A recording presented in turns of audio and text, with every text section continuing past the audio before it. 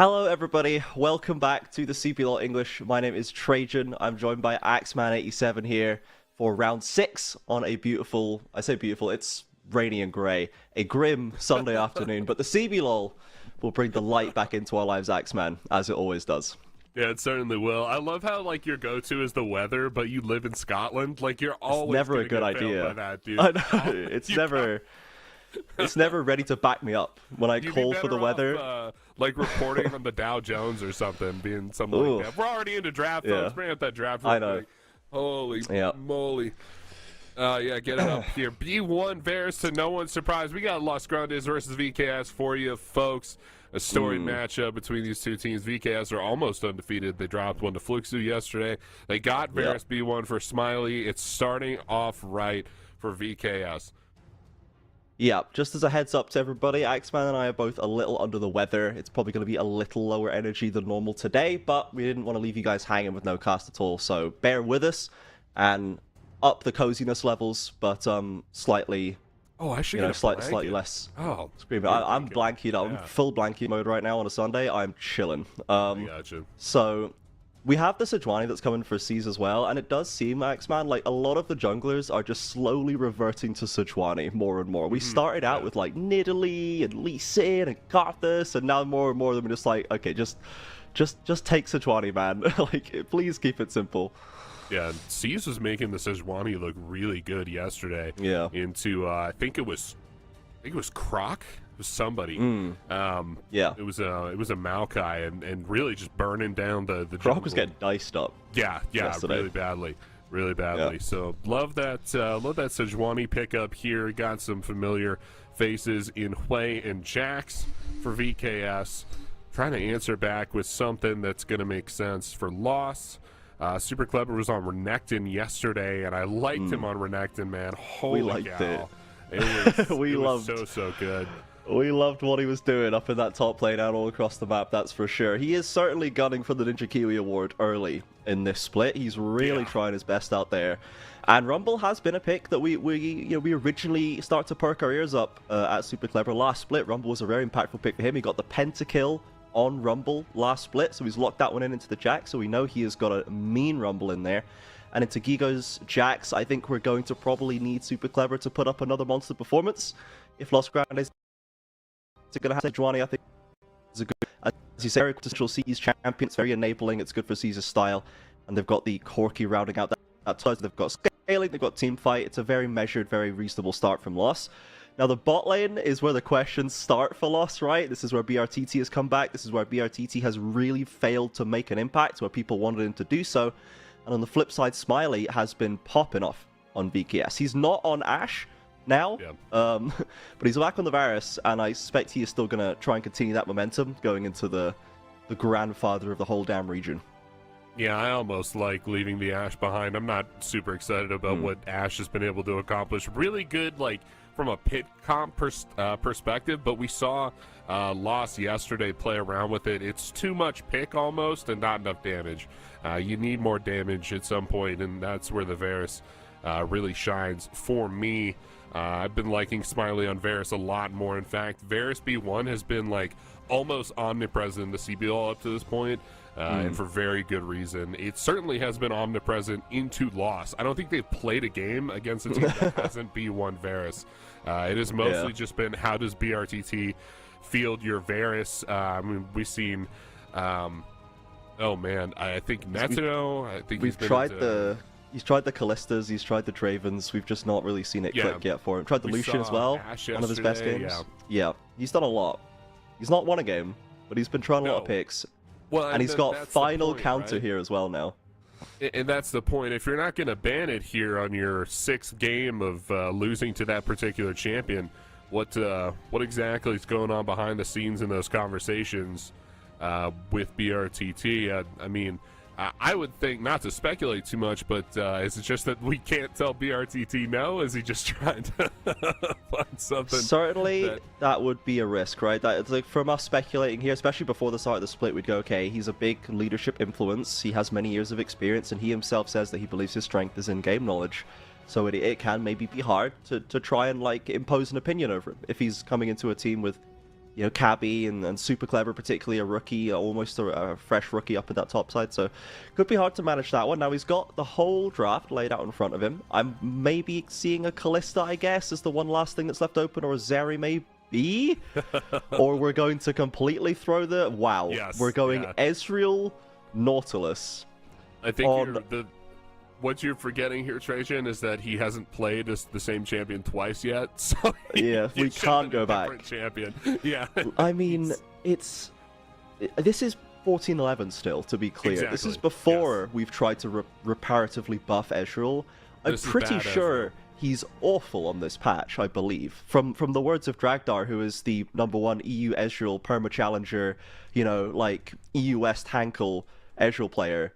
So Ezreal is dog right now. Yeah, he's real bad. I can tell you, as an Ezreal player, I wouldn't pick Ezreal into this Leona. I think that's a little strange from my point of view. What I'll also tell you about Ezreal, and something you mentioned Dragdar, this is something Dragdar talks about all the time, is that when Ezreal's bad, he's like bad, like air quotes. The champion is really super skill based. It's essentially like... True. If my damage is low, I just have to land an extra Q, and then I'm good. But he was on like a legendarily low point on 14-11, so this is not a good pick by any stretch of the imagination. BRTT would have to do some legendary things on this Ezreal for this to be a good pick, especially where Loss are in the season right now. Yeah, now's the time for a legendary BRTT game at 05 right now. Let's get the predictions up. Let's see how we felt this game was going to go. Rose, bring it up on the screen. Let's see it. It is almost an entire VKS sweep, much to no one's surprise, except for Axeman and Solari holding out for Los Grandes. Axeman, now that we've got the BRTT Ezreal pick locked in here, I have to say, I like their topside draft. Do we feel any different, or are we just banking on BRTT going God mode? So after the draft, maybe this isn't Loss's game, but not a lot of hope for the 14-11 Ezreal pickup from BRTT. Yeah. I think this might just be the same old story for them. Going into this one, though, I mean, it seems like such a consistent problem from Los Grandes. For players I have so much personal belief in, and there's so much tape of them being successful, it's very difficult for me to believe that, hey, this team is just going to keep making the same mistakes all the way through the first third of the league. That seems impossible, right? Like, there's no way they don't figure this out, and that's really where my prediction was coming from. With so much progress made last split, it would be very shocking to me if they completely lost it for the entire time. We have a very extended level 1 coming through here, as the Samus is just blindsided coming through that brush. Perhaps didn't expect all 5 members to be there, but I dare say probably didn't have to walk into that brush either, because I'm not sure what other information is being gathered there. They're even going to clear out the Vision Axeman. So that's a great start from Loss, honestly. Yeah, really nice start. Cease is going to pick up that first blood as well. He's going to full clear this jungle real quick on Sejuani and use this kill almost as like an XP lead type thing to help him clear this jungle faster. Ironically, it sounds kind of weird to say, but this first blood really just gives Loss an edge on the first few grubs. I know that's a long way out to say right now, but that's what C's getting this kill means for Los Grandes. Yeah, it is going to get him off the starting plate right. We have the Samus on the Lee Sin here. We've seen a lot of our other junglers go back to the Lee Sin, Croc, Karaoke, Aegis, everyone's having a go. The Samus has been very, very high performing, and he's showed us a lot of different styles. Now, the Lee Sin does demand a lot of your jungler, so I want to see what he can do with it here today. This level 2 is hit by VKS, but a lovely little interrupt from Cabby on the hook with this Nautilus. Stops them getting any more damage. I don't know about you, Axeman. I'm not expecting Cabby to spend much time in this lane. Ezreal Nautilus is not like a real lane combo, and Nautilus is a great roamer. I feel like we're just going to be leaving BRTT to potentially 1v1 or 1v2 most of this game. Yeah, this hasn't been like the last you've heard of us saying Ezreal was a weird pick here. There's probably another dozen ways in which we could say that, because it's just so weird. But yeah, the Nautilus does a little bit to mitigate like the Leona interplay with Ezreal, but not nearly enough. The Samus here is going to catch C's. Yeah, they're gonna get a good burst of damage out there. Leleko can follow up right there. Envy with the Gatling gun out. Seas drops like low, but loss here. we're going all the way in for Leleko. You're gonna have to hold that flash, buddy, as Envy has gotten one down. Lovely flash away from the resonating strike as well. Doesn't give the kill back. Avoids the severing bolt. Samus really wanted that one, but everyone slips away alive. Unfortunately here, the Envy chose to bring Fleet. I think Fleet brings him some more value consistently throughout the game. I think if he has Hail of Blades there, he probably wins that fight super easily, takes down Leleko. So just unfortunate he opted for a more consistent keystone across this game. Because, yeah, Hail of Blades really, really strong in those early game trades, just like that one. Yeah, for sure. We can see Gigo trying to get some trade back onto Super Clever, but the Rumble is going to start taking control of this lane. That is a 1v1 that I'm confident in the Lost top side to win. I mean, Seas can happily dedicate his time to the other side of the map, as we'll see who gets scaling up properly here as well. And it seems like maybe VKS are not willing to abandon that side of the map, as Super Clever doesn't have this wave crash gen, and he really wants it, but that ward has just caught Pro Delta on the edge. Or has it? Has it not? Was that a vision toggle? Okay, I think it did catch him. I think that's what we were seeing from production there. I think it caught him too. I'm not sure Super Clever is super worried about Pro Delta being up here. I mean, it's lockdown, and that sucks. Oh, meanwhile, down bot side, Smiley maybe just getting dove. BRTT's not the one getting abandoned, it's Smiley, as there comes the engage. A big burst under the tower. Seas is going to pick up a second, cleanly executed by Loss on the dive, as Pro Delta gets a traded flash in topside. Super Clever, ultimately. Maybe didn't expect Pro Delta to hang around there for quite so long. I know I probably wouldn't have. No, I wouldn't have either. I think he almost panic flashes here. Maybe Lillico had stepped off the map for a second or two. I don't even know if Super Clever's actually dead if he gets hit by that, so I guess we'll never know. But yeah, weirdly successful bot lane so far from Los Grandes. There's 2 assists for Cabby so far. Both those kills so far in the game are going to go down to C's. I'm not sure how much we can funnel Sejuani. How much more we can funnel Sejuani than we already He's going to have. become one of those invincible Sejuanis, hopefully, is what they want, right? Because you get to the point where an accelerated Sejuani, just nobody can damage this champion. And especially from Smiley going the first strike lethality build, he's not going to have DPS for tank shredding. Ego is going to need time, he's going to need items before he gets there. And Desamus is going to start falling off in the damage department as well after the mid game. So hopefully Lost can have this really strong front line to work with Cabby as well, backing him up. And then making some space for Envy and BRTT to get the poke down. Because as you'd said, Axeman, like Ezreal, despite the fact that, you know, potentially not in the strongest place right now, it's a skill-based champion. If you're good at the champion, you'll get the value out of it regardless. Yeah, and important to note, Smiley's got himself a skill-based champion there too. When we talk about skill shots that Varus is trying to land, it's a little bit more forgiving. That Q is a little bit harder to miss, but very, very telegraphed. And I think that's what BRTT is counting on a little bit here, just trying to stay a little bit more mobile and not letting as many Qs connect. In terms of like how he's trading so far, we haven't really gotten too much of the trading. They're both pretty far back behind the waves. This isn't like double range matchup, Ezreal, where you're trying to play up, trying to score a lot of poke. You're definitely trying to just stay away from this Leona as much as you can.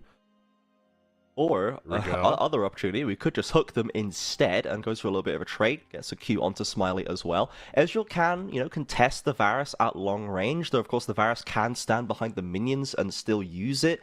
So I think generally speaking that they're probably more or less evenly matched in the poke war. That dive obviously has put BRTT in a great spot down there. That's put Smiley down a little bit behind the curve, and C's on that bot side again is giving them cover and giving them pressure there as we do go into our first pause of the day. But overall, the Ezreal being piloted well. They've managed to use it pretty well in that early stage when Ezreal is strong in the lane, does have great DPS and extended damage in the early game, unlike other options. So I guess we'll see how the Ezreal functions once we're out of the laning phase, because the lanes have not been Loss's problem, right? It's always been the mid game. It's always been fumbling a Baron or a Herald fight or a Dragon fight at 20 minutes and then losing control of the momentum. It certainly has. Since we're talking about Ezreal and we got a little pause here, kind of depart from BRTT's situation and talk about Ezreal and the meta a little bit. There's an item called Essence Reaver, and Essence Reaver used to be built out of Sheen. And Sheen's a great buy for Ezreal in the early game, but it is no longer built out of Sheen. Sheen is now just in Triforce, so you have to build Trinity Force. So that's kind of the issue with the Ezreal right now. You don't end up getting a ton of mana from Trinity Force like you would from Essence Reaver, so it gives you some mana issues as well. Kind of necessitates both you having a tier in the early game and Sheen, and then you don't really get to spike until you have the entire Triforce, which makes the early game pre-level 11, we'll say, pretty difficult for Ezreal. Yeah, less effective against the squishy enemy team comps where the Essence Reaver would give you that earlier burst spike that you could go with. The Triforce, good against the tanks, good in the long fights, but we'll see if that's actually what they need here. And what the build is going to be. I'm interested to see what BRTT is going to go after that Triforce. It's going to go, we imagine go Triforce Mana Moon, very standard 1-2, but, what is going to be required of him? Is he going to build some crit items? Is he going to go for burst? Or is he going to go traditional sort of Cyrildas, maybe into a Maw if he needs it, or a GA if he needs it? Like, to see what he's going to do, because the traditional Ezreal build path generally falls off in damage when you get to that extra late game, just because of the nature of the champion. Very strong in the mid game, not strong in the late game. Yeah, you get a really big 2-item spike, and then things kind of peter off from there, maybe even building some tank items in the late game, but we'll see what he's got. He does have that Sheen, so it's not going to be some weird departure. It's definitely Triforce. Not fully out of the box thinking for now. BRTT is going to be quite happy down there. As Los Grandes only about 300 gold up with the first blood and second as well. So there is generally more passive gold being built up by VKS as Envy under threat, but is going to easily Valkyrie away to safety. And the Corki is potentially, it's the backup here, because we've seen things like the Tristana come into mid lane a lot. That means you can play like Kalista and I guess Ezreal in bot lane that aren't super scalers down there, but you've got your backup AD carry in a different lane. Yeah, you sure do. I'm still a little confused by some of the Corki picks we've seen so far. I don't think it's seen a ton of success yet in the CBLOL. I might get checked on that here shortly. But maybe a couple of good games. I know Foo's had a good one, but there's been a lot of banning, and I think some mid games from it as well. It's not like lit up the league, but it has been, I think, a lot more banned than picked for sure. Yeah, I also I don't like that interaction. That doesn't feel good at all. But did he cleanse out? He cleansed out of the stun there to get away from this Leona, and should be okay, all things considered. Season Cabby have this set up here. Guigo may be in trouble. He's not in a good spot. Loss has the vision advantage there easily. Envy gets away. The engage from Gigo followed up to Samus is dropping low. This is so well played by Los Grandes. They had the planning, they had the vision, and they punish it so well. Honestly, VKS are lucky they didn't lose Leleco as well. Some excellent vision here from Los Grandes, and BRTT isn't going to give up too much on the side either. I like it. The way this pick is panned out, it looks a lot more like hey, what can we leave BRTT on? Because we're just getting Cabby out of this lane. I think that Ezreal makes sense in that vein. They're not trying to push through his lane to give BRTT 5 kills at 15 minutes and inject all the gold into him. They gave him one dive when the opportunity was there, but it's basically just fixing the lane for him at that point, and now they can just leave him to do what he wants, as we'll look at this mid lane play again. It's a great replay. The control ward back, way back in the lane is a really nice touch. Samus goes in first and thus gets blown up, but really just flew into the jaws of Los Grandes there. As they had a really, really nice setup. Yeah, as we said, the early games for Los Grandes have generally been good, but VKS, I must say, they have also been good at this point in the game. They were 4-0 before this weekend. Lovely little clip onto Smiley there, delaying that recall. Again, the vision. You see that right there by the wall, getting extra value for Los Grandes. But the VKS early game has been pretty bad today. They've not really found anything. They've got this Lee Sin that is 0-2 and really not finding purchase so far. This is not the VKS we saw in weeks 1 and 2. Yeah, Lost playing with some great set plays so far, some really nice set pieces. Those tend to fall apart as you move further into the game, but they've got, an okay lead, a good setup, better setup than they've had so far this split. And I think that's going to help them out at least a little bit here. Looks like we've swapped Ezreal up in the mid. It's pretty early for that, 10 minutes, I would say. Normally you don't see that a little further in the game, maybe 14 minutes or something, but, Envy's still a marksman. dive onto Lecco. Okay. Remember, flashless from they mid got lane, him and again, easy. Wow. Los Grandes on these bot lane dives, Axe. They are looking crispy clean today. Yeah, I wasn't even close. Lilico had no counterplay there. Very interesting.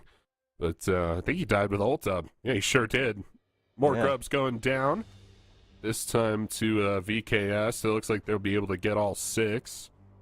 And feels pretty bad. I think I called that for loss, but they ended up doing different things with their lead. And honestly, I think I like this better than what they did, what they would have done with grubs. So.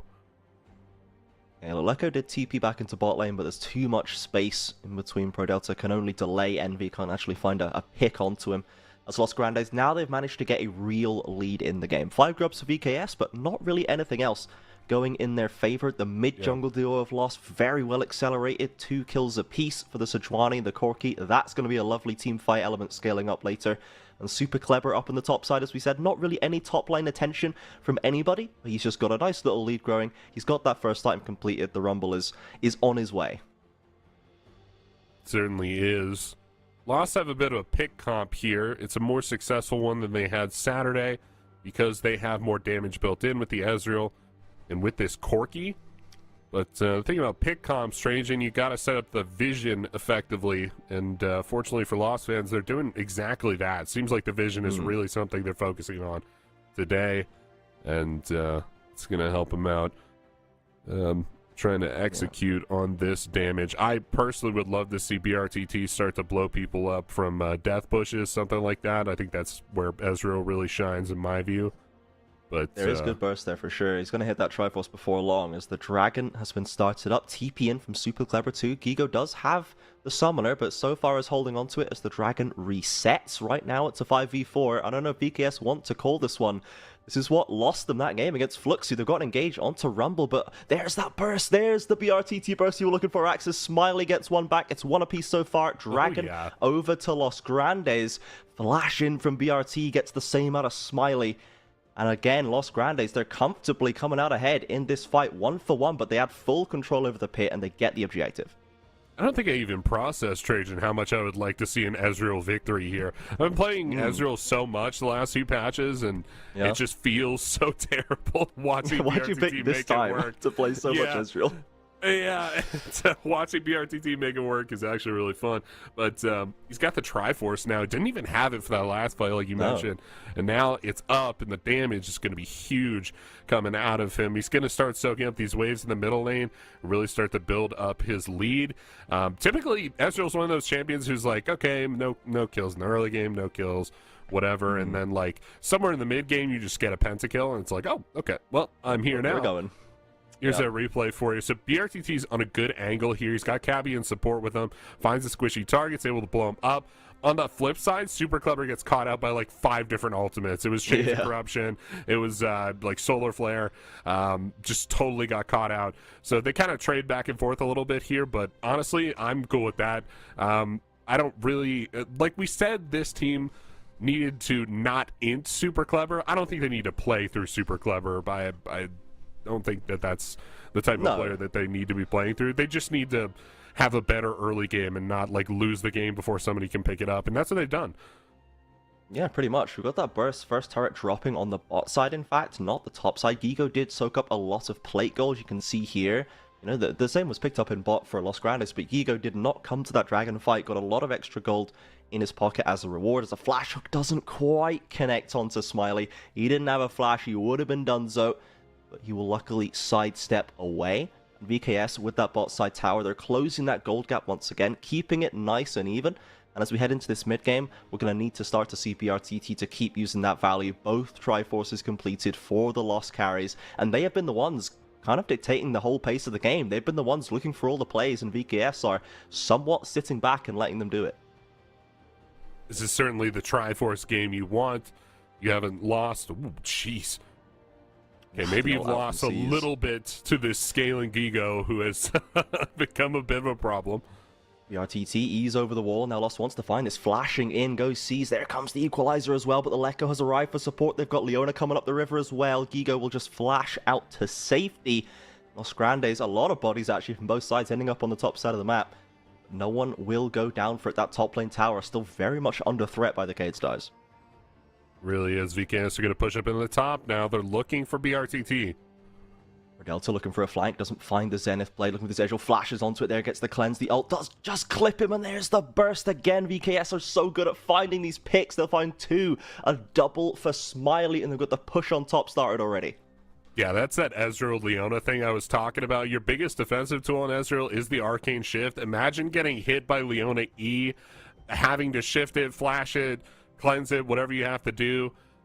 Then having to shift flash or cleanse the stun on her W, and then having to shift flash or cleanse the ult. You just can't do all of it. Something's gonna hit you, something's gonna stun you, and it sucks every time because you have to stand there for like 4 seconds. But that's what BRTT gets caught out by here. Ooh, flash the hook in the mid lane. Cabby left empty-handed once again there, but he's gonna hit those eventually. Yeah, I mean, every time he's getting the flashes, right? You can only do that so many times. They can keep the pressure up. Leleko is going to be under threat. Smiley still flashes. Here's that top lane play once again. Just great target selection by this BKS. is, man. Like, flash stun on a BRTT. He's going to flash, cleanse, Counter-strike, arcane and, shift. My God. Yeah, there's just nothing he could do. That's a video of an AD carry trying to play the game right there. It's just not... Yeah, not really possible. This is reminding me of going back to like the Draven game he had, where it was like, look, he's got the great Draven. I think he had first blood in that game or something. Really good lead, good tempo, good gold, and just got like outranged chronically by Nidalee and Jace. It's starting to feel like that again. Like there's just no way you outrange this Varus and Hui and all these divers coming after you too. He seems super countered. Yeah, it's more like Ezreal, like, normally Ezreal is the champion trying to abuse a range advantage, but right now he's the one, like, well, I can play Ezreal just so that I can contest the range even from Varus and Hui, but Ezreal can't super contest the range of Varus and Hui, that they have a longer range than he does. Not many people do, but Lethality Varus and a Hui, they can actually just outrange him, because you see the poke in the lane right there. He just took like 500 damage off rip and no CC, but... Lost are still working with it. They're working through the adversity. Nice close game to start off our day at CBLOL. Rift Herald down mid. That's going to break open the turret just in time for Dragon. Would love to see Lost rotate onto this and pick up their third, but it's difficult, man. You got Guigo pushing down your bottom lane. You give up river position here, and a lot of those big vision advantages is how they've been playing the game. They don't have those for this fight. Yeah, they're kind of getting run around the map right now. VKS are settling back into their macro-focused style that has served them so well. They lost their heads a little bit against Fluxu yesterday, and Fluxu is one of our other teams that are showing great strategy through the mid and late, and they can actually contest the Cade Stars in that field. Los Grandes, not so much. The laning is good, the early decisions are good, but everything else has been lacking, and we are seeing it lacking once again. The lead they built up in the first 15 minutes has already evaporated. Now VKS over 2,000 gold ahead. They've stopped the dragon stacking. They're pretty much fully in the driver's seat now. They certainly are. I think this is a good second place motion here from Loss. Instead of fighting for that dragon, it seems like they've very intentionally given it, which is probably the best thing you could do if you're not going to get the dragon. They've pushed out the side lanes. They're working on jungle camps. They've set up vision in other parts of the map. So I think that's good setup for them here. But yeah, you're right. They've given up a bunch of gold to get to this point and really need that Ezreal pop off. I know Corky's waiting in the wings too. He's got 2 levels on the Ezreal, but I just can't help but think that this is going to fall on BRTT, even not having the second item. But it's just got to come down to this Ezreal, right? If Lost can put a decent fight together, I think they're in a great spot to win it still. They've got the strong Cork. You can see him going aggressive onto the Hui, but instantly Envy tries to push the advantage, and he's TP'd on. There's a Lee Sin around the corner. He's barely alive. Sees comes through with the flank, but the rest of VKS are collapsing in. And there's just not enough buttons, not enough flashes, not enough there for Envy. He tries to make any kind of aggressive move, and the entire of Cade Stars collapses onto his head instantaneously, and they'll lose the mid-jungle once again. Tough situation. Seas and Envy did have the majority of gold for Los Grandes, and they get picked off on the side here. No big plays really to come from the rest of the map. And Gigo's going to be back onto their inhib turret. You see BRTT having to reset, having to drop those middle waves to come and match this Jax. That's going to slow down the scaling from the Ezreal. Makes it a lot harder to get to that second item. Yeah, we're not having 5v5s or even 4v4s for Lost anymore. That's what was working well from them. They'd built up the lead and they could play for them. They're TPing in now, double TPing in fact. This has to be it. This has to be the fight that you win. You cannot let this slip out of your clutches now, Los Grandes, or it's just going to be over. Cabby's in range for the ultimate onto Brodelta. It's just the support, but it's a start. They get the flash out. Leona ult as well. Hook doesn't land on anybody, and the whole play's fizzled. Lost invested everything into that, and they just found nothing. Yeah, they don't have anything there. I think Glacial Prison's the only ult they still have left. And just walking away empty-handed again. No Cabby hook, no dice. And flashless is the rest of Loss. Lots of summoner spells missing from this team. Lots of big cooldowns. And now that we're at that 22-minute point, both teams are looking at Baron, and it's looking real good for VKS. I'm not even sure they have to. Things look so good, Trajan. I'm not even sure they have to walk the Baron right now. I think they could just bait it, stall it out, and let Jax push for this inhib. Yeah, exactly. Super Clever doesn't have the TP. He has to pick a lane and stay in it. You know, Jax doesn't either, but I think right now, Ego has been so re-accelerated into this game. He's got so much gold in the side lanes that he's gonna be able to fight the Rumble now. He's gotten to that point where he can actually contest him in the side lane. And Lost are the ones who need that Rumble there to make sure they win the team fight, I fear. As that seems to be the call. We got C's going to bot lane instead, leaves the Baron wide open as the smite from Lost is nowhere to be found. Yeah, and now if you're Guigo, you're saying, go ahead and pull it, fellas. I got all of them on me. Lost trying to check it. They will see that it's probably not happening right now. And they are correct, as VKS instead going through the jungle, ult onto BRTT, but no follow-up. The Ezreal buffered Arcane Shift will keep him alive. And this time it's VKS's play that can't stick.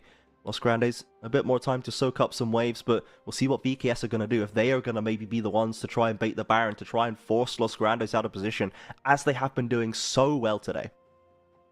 Again, I just don't think they're going to take it. Baron is way more powerful as like as bait, really. Than it is even for their own power play. They got the waves pushed all the way up and in. If Lost want to continue scaling, continue getting stronger, they have to send their carries onto those waves. Otherwise, they're just falling behind VKS. And they aren't doing it, right? They're staying in the fight. They're staying looking at Baron.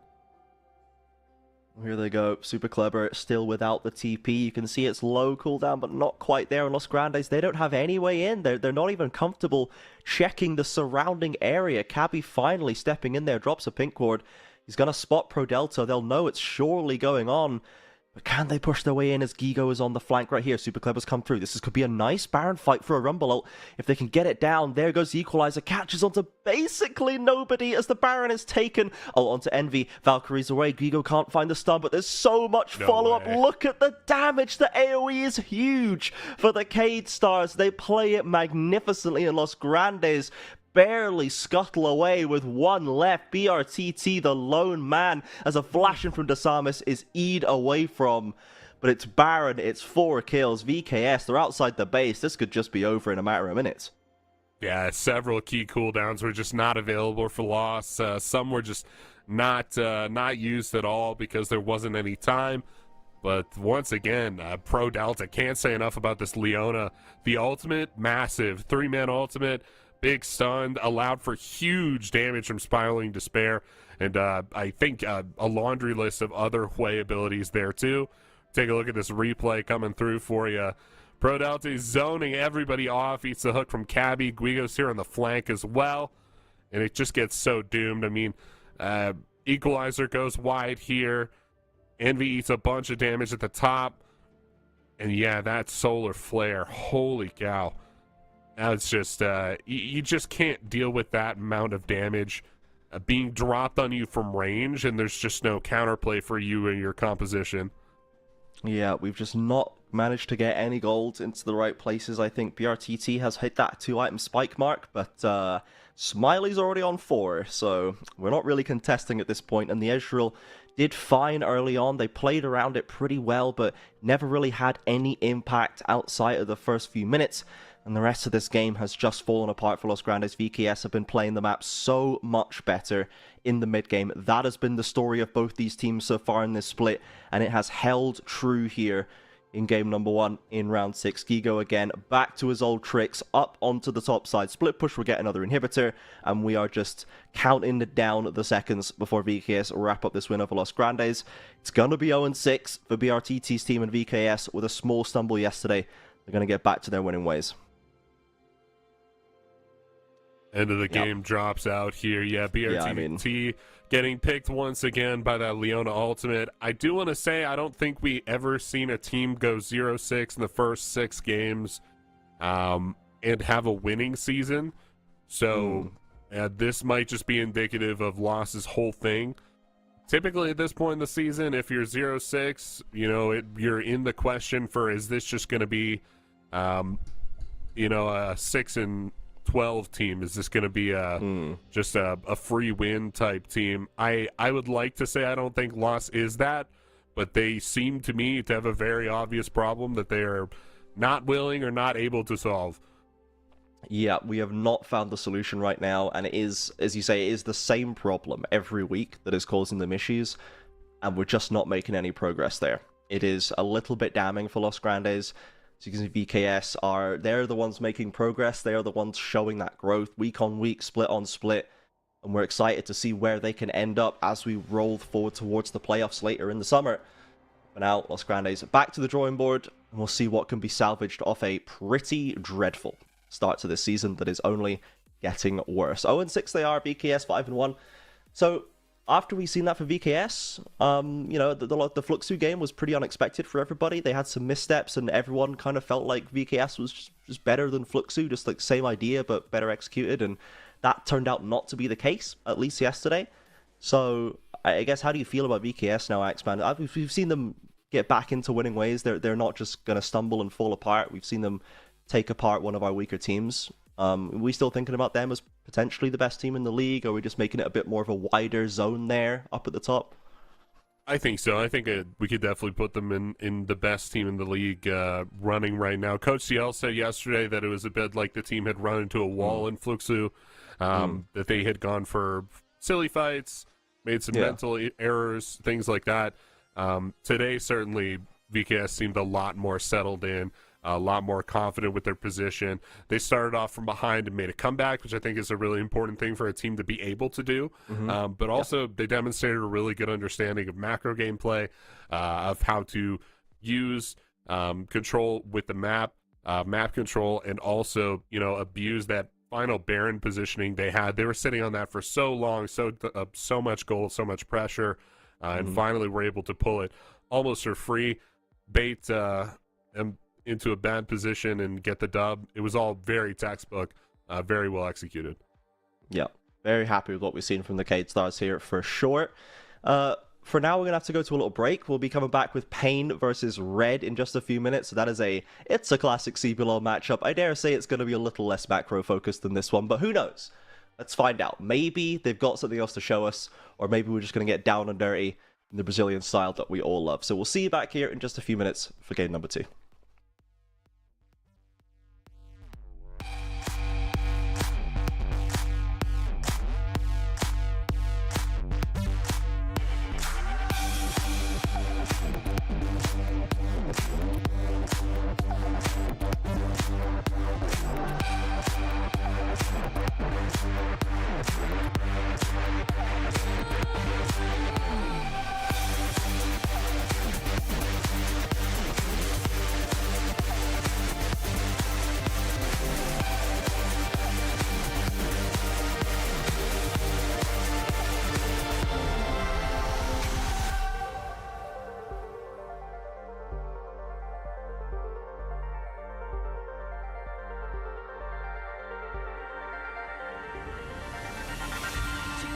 So hold our heads up high and beat the drums to what we love. Risk the fall, oh, we have felt it all come crashing down from far above. Stars are rising, countless worlds colliding, only one will take it all. Can we bring to fall the giants? Can we make the final call? We are the ones to ignite the darkened skies, the champions of the world that we defy. A solo ride of the few who rise up high, and we all fight at the last light.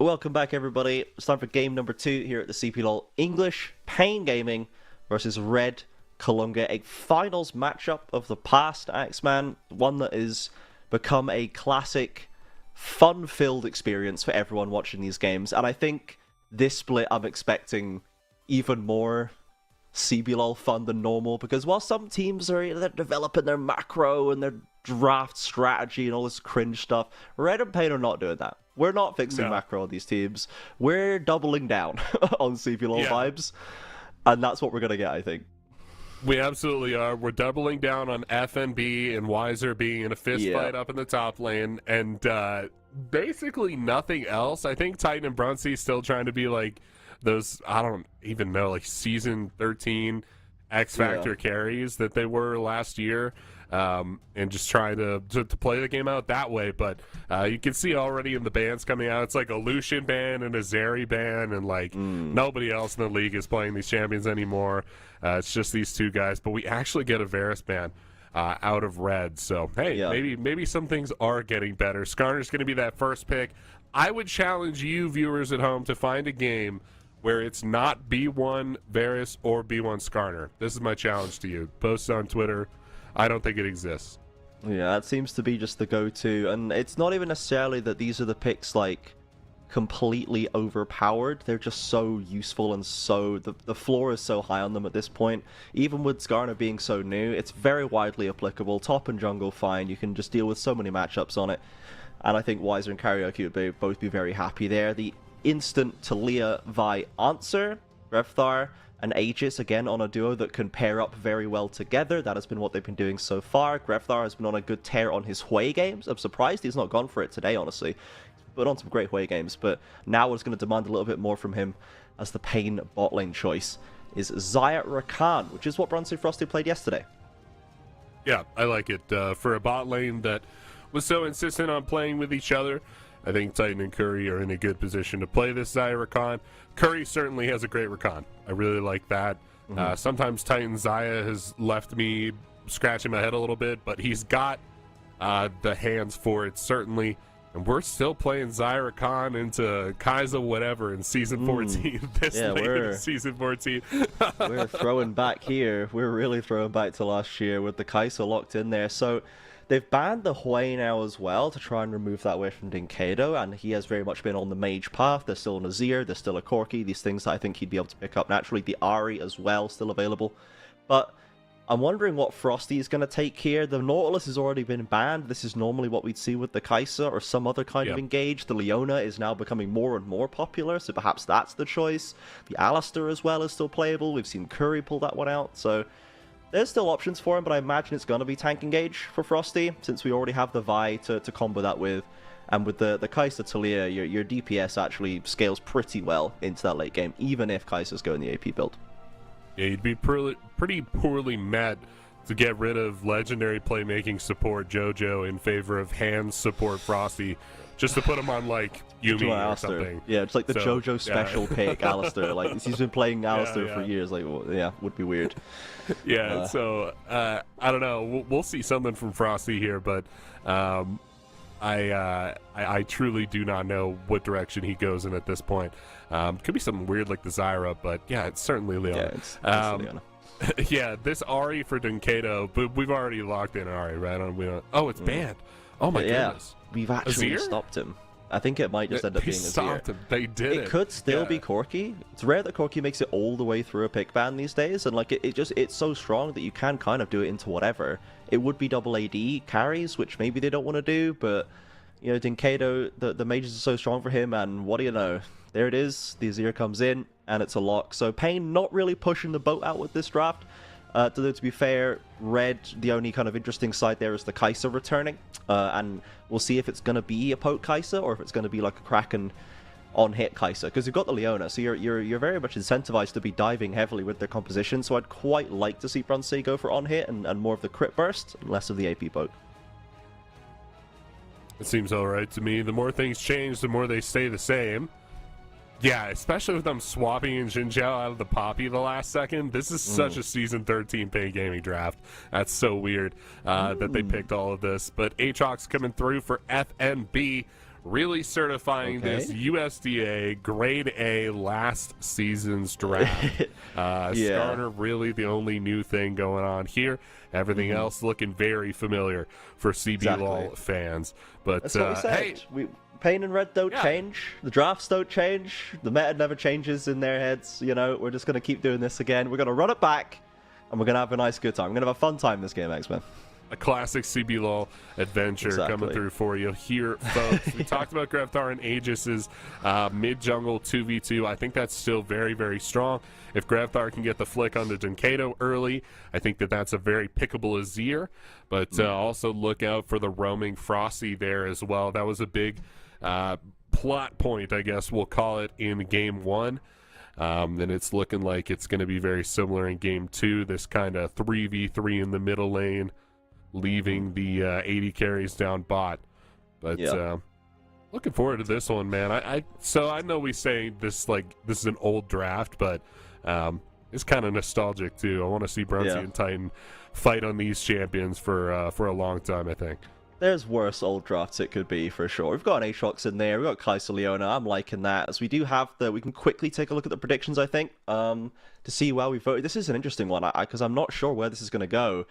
It's pretty much down the middle, 4-4, I think, Red and Pain. So that tells you how close they are both running. Pain are right now 3-2, Red are 2-3. Neither have looked particularly clean in the start of this split. And as much as we're joking that things never change for Pain and Red, Pain certainly are not the Pain stylistically that they used to be, because this is now a Titan team, and Titan teams do not remain controlled, cool-headed arbiters of strategic gaming as Pain have been in the past. They become kind of down and dirty CBLOL rosters, and that's what Pain is starting to look like now. That's what Red has always been, and Brunsey is slotted into that very nicely, but it's not a stylistic difference anymore. They're both fairly similar in my eyes as to how they're approaching these games, and to be honest, that makes me even more excited.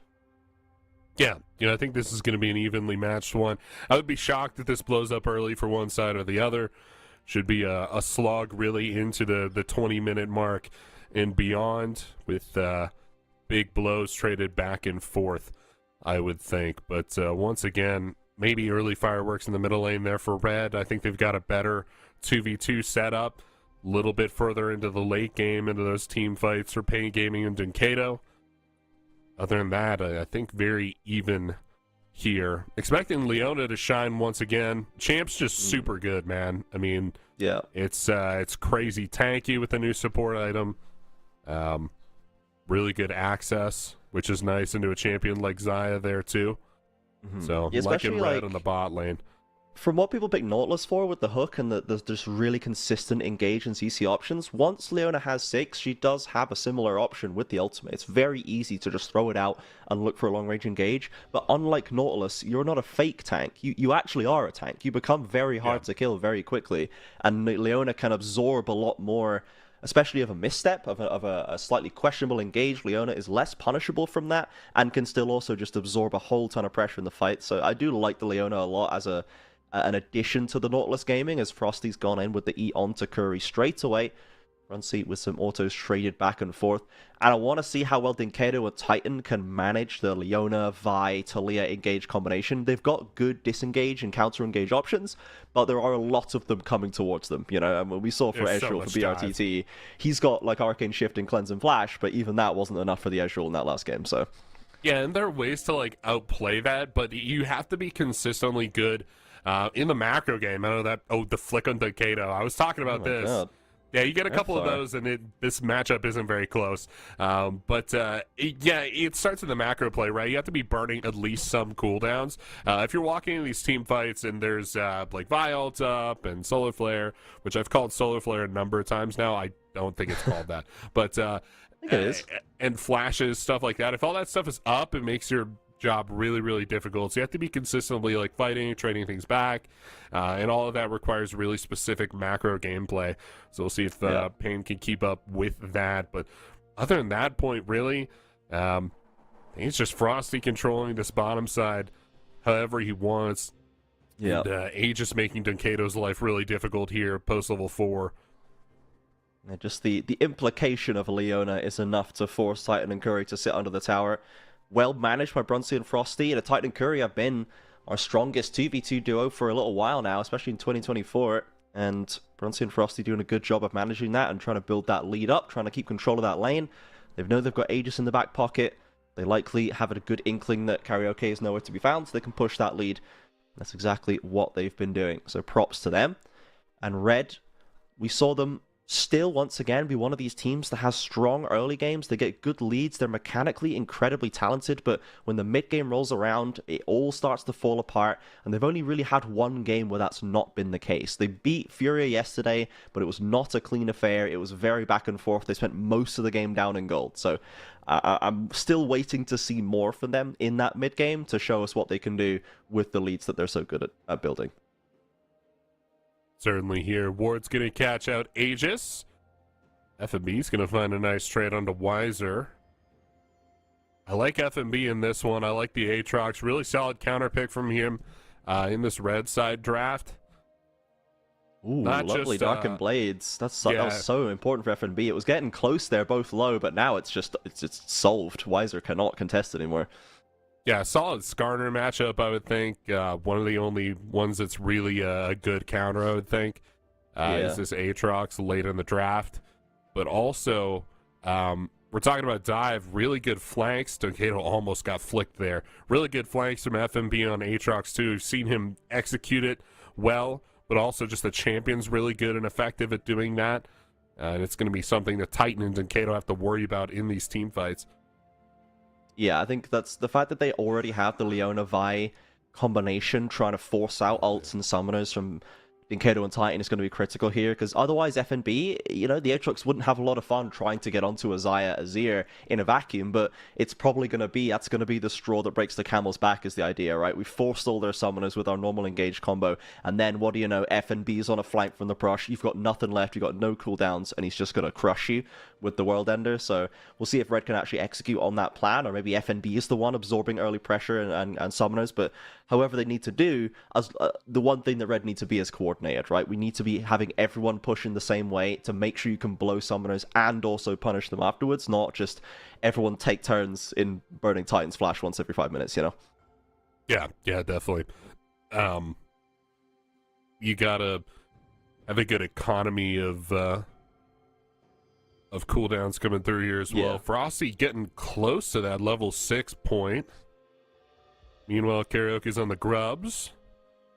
And I like Aegis here. I like playing for the bot side. It was looking good for loss. Eventually, they lost that game, but early game was looking good for him playing this way. Big damage onto Frosty. Gets the Ignite as well. Curry dropping the Summoner without any real kill threat there. Kind of fine for Red, honestly. They've still got the priority down here. Aegis not really under threat on this dragon. It's going to be just the single grub taken by Karaoke, who is early rotating to Dragon. He's not going to be there in time to stop this. Weaver's Wall from Grefthar will slow them down even more. But can Red actually get away from this? Karaoke's got level 6. Red are kind of without the ultimates, really, but the flash away will keep them alive, and Red stroll away with the objective. And meanwhile, FNB steps in to pick up the slack on top side. The abandoned grub's now going to be siphoned away by the Aatrox. Yeah, that's the danger of the tempo grub, in my opinion, is that you have to have something to actually be able to do with your tempo. If the thing you're doing with your tempo is booking it across the map to Dragon, you should have just gone to Dragon. Yeah, Red So the best part about this Trajan was by far the Looney Tunes Weaver's Wall right in front of Karaoke. That was so funny, man. Literally just putting the stop sign up, like, nope. It's a red light, you can't cross yet, you gotta wait, and then it's just over, and they just have to sit there like lemons, waiting for it to come down. So, I don't know if Pain maybe outthought themselves there with the tempo grub and said, we shall punish them on the dragon trade, but they were just behind the curve, and then FMB just walks into the empty pit and takes the remaining grubs, so now Red get everything is pretty tough right there. Pain instead looking to go for a bit of a lane swap, and they might catch Red flat-footed. They've got the vision, 2v4 right now, and the Weaver's Wall not available for Grefthar, so Red might be about to receive a little bit of a dive angle. Frosty's almost there, but not quite. Flash from Karaoke. Look at the combo. That is brutal from Pain. Laying the smackdown on the Red jungler. They get the plates as well. And the Red saw it coming, but could not quite slip out of it. It's well played from Karaoke. The flash ult combo there to secure the kill on the Aegis. It does go down for Titan as well, making this very dangerous. But Red have got some members up now. They're ready to defend their turret. Could be an interesting fight. Yeah, get us back up top there. I want to watch that. That looks like they'll just back off, but yeah, they'll just take it. It's stepped up a little bit. Frosty's got 6 here, so this could be an opportunity. Curry doesn't have the level 6 Curry doesn't quite have it, yet. yeah. He must be close, but they got no summoners. Titan's got the cleanse. It'd be nice if they could burn that one out while they have the advantage here, but looks like Red are happy enough to just hold the wave in a comfortable position for themselves. Titan, of course, the recipient of that first blood, so he is going to be accelerated forward now. Despite being slightly down in the bot lane, it has not amounted to anything. He's managed to keep himself topped up here. And the gold funneled into Titan is a pretty consistent way to win League of Legends games. Certainly is. Titan does a lot of good stuff with that gold. That cannot be argued. Yeah. Oh, Brunsey getting a little bit looking too comfortable there. Titan and Curry playing the long game. They've got the ultimates now. Curry's got it ready with a blade caller. There's the combination. And Titan, you can see on your screens, the hands are up, the mouth is open, letting Brunsey know. They laid the trap for him and sprung it beautifully. It's a second for the Xayah. Probably my favorite thing about Titan is not only does he do really, really good things with gold, like any good AD carry should, but you also, like, can't get a kill without screaming at the other AD carry. Yeah, they will know about it. Ooh, Wiser with a little cane strategy, slipping into the wall to dodge the ultimate. Bit of Skarner technology there from Pain Wiser. Gets away from the counter gank. Meanwhile, Titan's got another plate. Brunsey now back from the grey screen to pick up what farm he can, but Karaoke is here to maybe punish him again. They might be going for the mental break attitude for Brunsey here. As a flash in from Frosty is counter-biting Kato. No dice for Red on mid lane. Karaoke currently still on top side, but Brunsey should have some reinforcements from mid lane if he needs it. I think that's misexecution, excuse me, losing my voice from Red. I think they should have had Dinkato there. They had the positioning on him, they had the tools, but they just don't end up connecting things. They blow Flash, but I mean, if it's a done deal, you got to do better than blowing Flash, in my opinion. But they'll rotate up topside here. There's no one to dive, unfortunately, and that means that the contingent of Frosty and Aegis abroad through the length of the map really just doesn't do anything. Here's that replay, though, playing for the Fog of War. And I mean, it doesn't get much easier than this, right? They just kind of outweighted Brunsey more than anything. And then Curry got the lockup on top of him. Textbook here from Titan. Yeah, and you're going to hear about it. You're definitely going to hear about it. Yeah, Brunsey was trying to play it back, but at some point you just go, I really need to get this wave in. Just take one step forward, just a second, just a little second, I step forward, I get this wave pushed in, it'll be fine. But that's the moment where the entire team comes out of the woodwork, and unfortunately Brunsey suffers at their hands once again. Red going to still capitalize and get that topside grubs, going to have themselves at least 4, so they will have the grubs spawning, but Titan now picking up free plates on bot side. We are really starting to accelerate this Xayah, and when these team fights come around, he's going to be deadly with the blade callers. Red on the engages, they're going to have to be careful, they have to play around that. Yeah, they do have to be careful here. Solar Flare back up for Frosty. Would love to see him just rip it, man. But they're going to keep holding on to it for these team fights. My issue there is I don't think Pain are going to give him that opportunity. Yeah, they're ripping Dragon right now. There's not going to be a contest. No one from Red really in the area to benefit from that Solar Flare, and so it's going to kind of go unused. And if history's anything to go by, just kind of thrown at Wiser at some point, and not really going to be used for anything. So would like to see that used a little bit more proactively. Would like to be a little bit more aggressive with Brunsey, but it's easier said than done. Yeah, Wiser not getting the Q tradebacks, or FNB I should say, not getting the Q tradebacks, is significantly down in CS, but has hit that point where he's pretty happy laning into the Aatrox. And Red Canids struggling to make an impact here. You know, I haven't seen a single Aegis ultimate so far. We've not seen a single cease and desist from the Vi, and we haven't had Grevthar with a Weaver's Wall rotation into a dive or a play or a counter. We've just not really seen the mid jungle from Red hit the map just yet, and this is normally the most pivotal part of this composition, of this roster, is how well Aegis and Grevthar can get activated on the map and play well together. Right now, we're not seeing too much from them. As once again, we just return back to the normal lanes. We had a bit of swapping, a bit of skirmishing, a bit of objective play, but now we're kind of just back to square one on the lanes here. Yeah, and that's really down to Payne, right? I mean, they got everything they wanted objective-wise. They didn't get any grubs, really, but they got the dragon in the last sequence or two. And now they're content to just kind of sit on the map. Why not, right? Yeah. Scaling up effectively. Red's not getting anything off of them anymore. Things have gone back to an equal position on Summoner's Rift. Would love to know what Bruncey's building. There's like at least 4 items in there that I've never seen before. Yeah, the green, the little slingshot thing is weird. Yeah, I don't know what that build to, if I'm honest. Don't like that.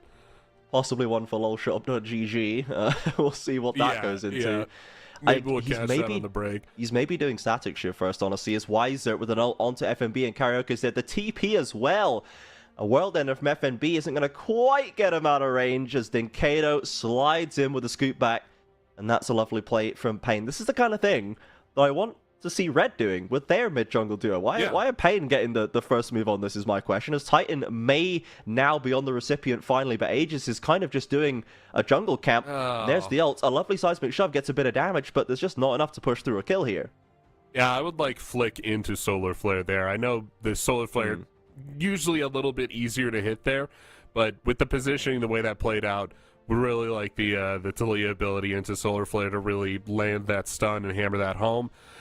As it stands, just like you said, would love Red to be making these big plays, but their big play mid doesn't even burn Featherstorm, let alone Flash or Cleanse. That's a terrible place for a pick comp to be in, right? And if you're talking Talia and Leona and Vi, this has to be a pick comp, right? Or a dive comp, something like that, and you're not able to get onto the AD carry, then what are we doing? There's no execution, there's no win condition, and it might already be too late. You mentioned the window, maybe that Aegis and Grefthar had, or at least maybe I'll establish this window that they had to punish Dinkado. I think it's over. I think it's gone. I mean, the guy's level 11. He's got 2 points in ultimate. He's at the point where he's trying to make those big plays now, and I don't think there is any more punishing the Azir, who's sitting in these side lanes now. I think he's too slippery at this point. He's not bound to that shorter lane anymore. I think he's much safer than he was previously, and just kind of a missed opportunity from Red. Yeah, we've not really found a punish right there. Payne slowly accruing the gold lead as Dinkado crashes another wave. Bot lane dropping a little bit low. Payne Gaming, 27.5k, 1.5 in the lead. We've already mentioned they stopped the Dragon stacking. A minute till the Hextech Rift. Now, this is a very impactful Dragon Soul. Both sides would love to get their hands on it. So we're going to be seeing a lot of investment around that area, and then it's going to be how well can Red engage. They got the cleanse out of Titan right here. Do they want to commit more? In comes the Weaver's Wall. Are they going to do it? They're not going to. Titan still has the flash. Wiser in with the flank. Doesn't get the seismic shove. Big slow from the Skarner, and the rotation in from Karaoke as well has Red peeling back. This AoE damage from Payne is pretty sizable, and they'll both break apart. Some summoners for ults traded, but meanwhile, Dinkado back on the bot lane is going to find the tower after all of that. Yeah, he gets the tower, and they don't give up anything to Payne except for that cleanse from Titan. He's still got Featherstorm, still got the flash, so slippery on this Xayah. The dive comp is not coming through the way Red needed to. They're not getting onto that 80 carry. If you can't do that, there's really nothing to be done, Trajan. It is your entire win condition is getting onto Titan. Yeah, you've got to take him down. That's where the gold has been placed. That's where so much of the focus in the fights is going to be. We need to unlock FNB, who is now going to be here for this dragon play. TP in from both sides. We're having the 5v5. We're having the full fight in the river. Aegis dropping pretty low. Gets the ult out there. FNB on the flank. Remember, we talked about that. He's pretty low. He's trading for Curry. Wiser on the front line. Is going to get taken down by the Brunsei. FNB flashing in, and Dinkado just isn't there yet. He doesn't have the damage, and Red stronger at this point in the game. The 5v5 comes out true. They don't find Titan, but they'll find the dragon. Yeah, Titan gets pushed out of this fight a little bit earlier, and like you had mentioned just before this fight, ooh, nice. Really nice Kaiser damage there from Bronzy. I'm going to lay this one at FMB's feet, actually. I think that was a really strong fight from him. And ultimately, the reason Titan didn't end up re-engaging on that fight as well, because you just had this huge Aatrox. Look at this fight. We had talked about the flank positioning from FMB, that legendary Aatrox gameplay, and here it is here, World Breaker coming in, and he's just going to be a problem.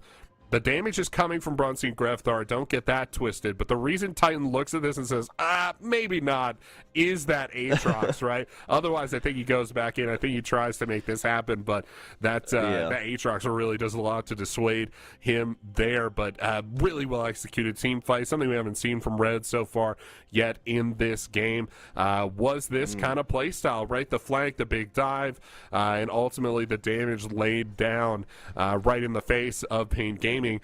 And Red did all of that very, very effectively. Yeah, 100%. Yeah, really flexing the value of that Aatrox is a lovely seismic shove onto Decado again.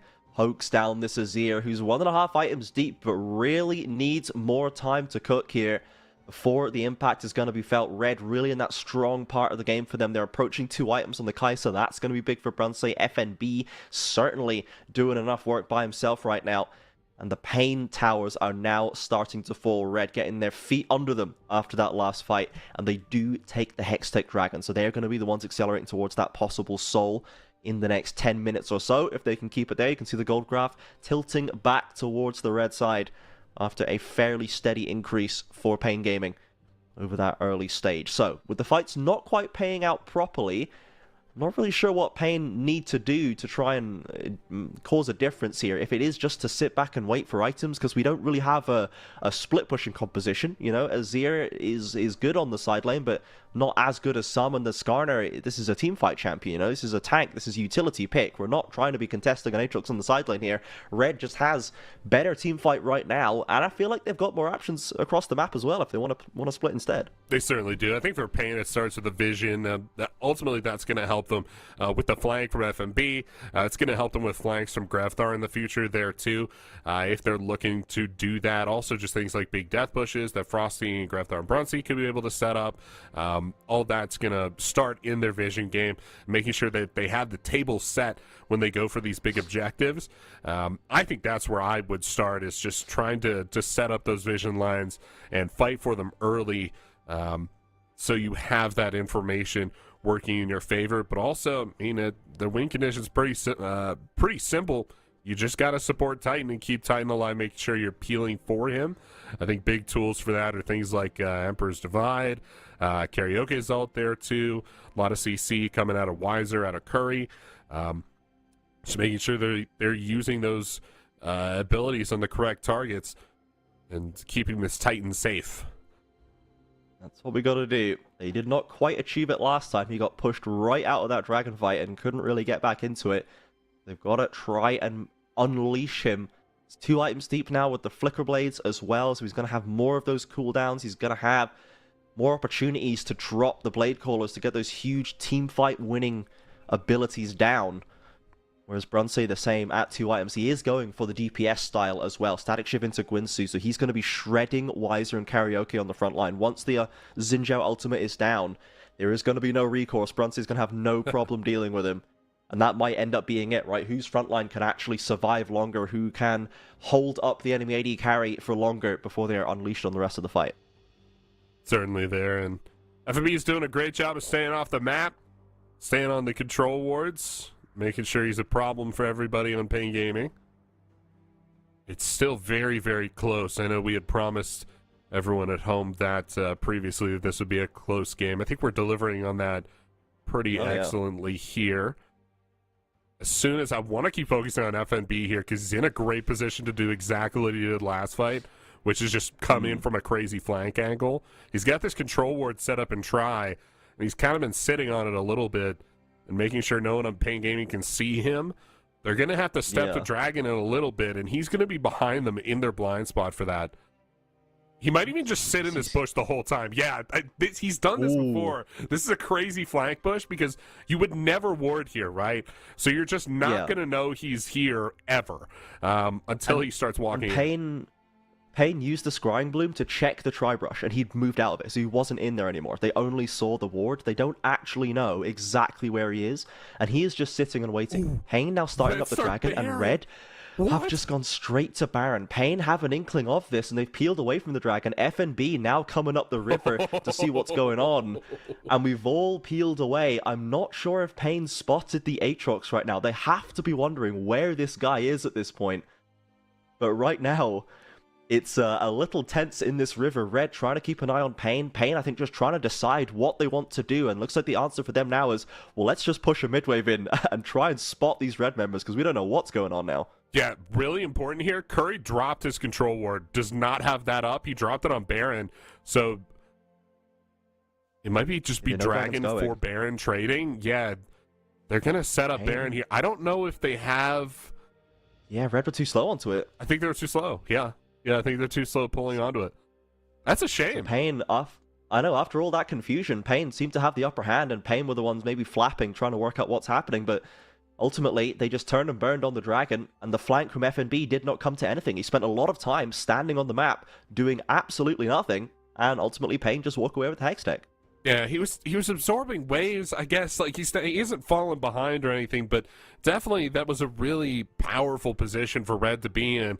It does seem thrown a little bit almost. Yeah, FNB had lead to spare. He's still 1,000 gold ahead of Weiser. He's doing all right for sure, and he had a moment to spare on the map. But yeah, unfortunately, the Red couldn't quite piece that one together. It was a little bit of a complicated situation, and now we're sort of back to ARAMing. You know, I'm maybe wondering if Red could afford to be pushing the split push a little harder. Seems like they were just waiting for the Hextech to give them a reason to make a play. That didn't work. Now the Baron is potentially being contested. Pain, though, sitting in the fog of war, not actually starting it. Red are the ones maybe a little bit behind the curve right now. FMB's just kind of out in space. No big flank here. Blade Caller. Catches two frontliners, and Leona, tanky as she is, has nowhere to go. Red stepping up too far in the front line, maybe looking to fire back, but they just don't have it in them. They'll lose the support. Now, it's only a Leona. The 4v5 still deadly. I don't know if this is going to be enough for Pain to push a big objective, but it is Pain. Who knows? Maybe they'll just try and grip it and rip it. I like what you called this a minute ago, an ARAM. Does kind of feel like that, right? Like Frosty just kind of died in an ARAM. It was like, okay, well, he gets picked off. Baron started up now. They're burning it down really quick with his Zir. Trapped in the pit against the Talia right now. Weiser's out the pit, stopped up. Curry looks for something but can't find it. Karaoke onto Grevthar. A little bit of a split fight right here. Brunsey's getting that front lane damage down and goes deep into the midst of everyone, but doesn't find the kill onto Xin Zhao. Support for jungle trade. The snipe from Brunsey. There it is from downtown. We thought he'd lost it, but he was just doing the fadeaway. That's excellent from Brunsey, man. What a classic Brunsey play. I love it. They might lose the turret here. Teleport actually going to double teleport onto Dunkata. One behind him. That's Talia's going to be behind him. The flick. Oh my god, he's got nothing left. This is what we said. He's still got the flash. Here comes FNB. One more knockup is going to seal his fate. No more cooldowns. Dunkata a little bit too comfortable pushing up. And looking for Titan as well. Wow. Both carries. FNB ending worlds on our very screen. And maybe now Red can get more out of this. That's incredible. They're going to walk back onto the Baron here. Good setup for them. They take the vision down. Remember, it's hard for Pain to fight without that vision. They're going to push in. It looks like Grevthar has to reset. He does not have teleports. He's going to have to walk out the old-fashioned way. No ultimate either. 4v4. 4v3, excuse me. Pain with no carries. They've only really got CC and a Xin Zhao, and in they go into the pit. 6k right now. Karaoke looking for the steal, but Red have absolutely no intention of giving it to him. They peel all the way off the buff as Grevthar has arrived. It's a lovely knock-up, and Pain, tank or not, they're making it work right now. But Grevthar's back. They have the DPS. FNB kiting out away from Curry, trying to crush this Rakan back into topside. One way or another, they'll find another kill for the Aatrox, and all of a sudden, Pain are scattered to the winds. A seismic shove back. Aegis and Grevthar, the mid-jungle duo that we have been looking to see activation from. This mid-game has been where they've come alive. Pain, they did stop the Baron, but it's a lot of kills passed over to Red over the past few minutes. Yeah, some much-needed gold for their win conditions here coming through. Here's a replay. I'm not sure what this replay is going to be. Oh, yeah, the teleports. Yes, Grevthar teleported deep behind Dunkata here. Tries to escape. Solar Flare goes wide, but the flick, that's going to mean Dunkata's doom. FMB, not sure where that first Q was going, but the second Q connects. And they also run down Titan. This is such an unexpected play here. And I don't think even Titan quite knew that this was going to happen. He was caught without ult, without flash. Just the cleanse up there in defense for him. And then straight into the 4v3. Pain really no hope of winning this fight. Remember, this is all their support staff. They don't have Denkato, they don't have Titan. They do stop this Baron, and that ultimately I think is what they were going for here. Yeah, they get the kill onto Bronze, they get all of the damage they have, at least goes on to the important target of Bronze, and it's enough to knock down the Kai'Sa, so it does delay it, it's traded back again, but Red now in control of 1,000 gold lead, and these fights have been going much more consistently for them. They are now the ones focusing on the Hex tech, but Pain starting up the Baron, they're going to pull off the Red members, they've got the ults to get in range, Weaver's Wall there, as Grevthar coming into a flank position. It's going to be a front to back as the Baron goes low, possible flip, but it's way too late for Aegis and Wiser, and the rest of Pain skate out of the pit. Now Red do not want to let them get away with this. They have no tower to go through. Red with the possibility to close the trap on them, to pincer Pain in their top side, but the Azir tower makes it even trickier. Grevthar taking some damage from Wiser, and Red kind of backing away. I don't feel they feel confident about this. They're maybe just going to go and have to take the Constellation Dragon at the end of it.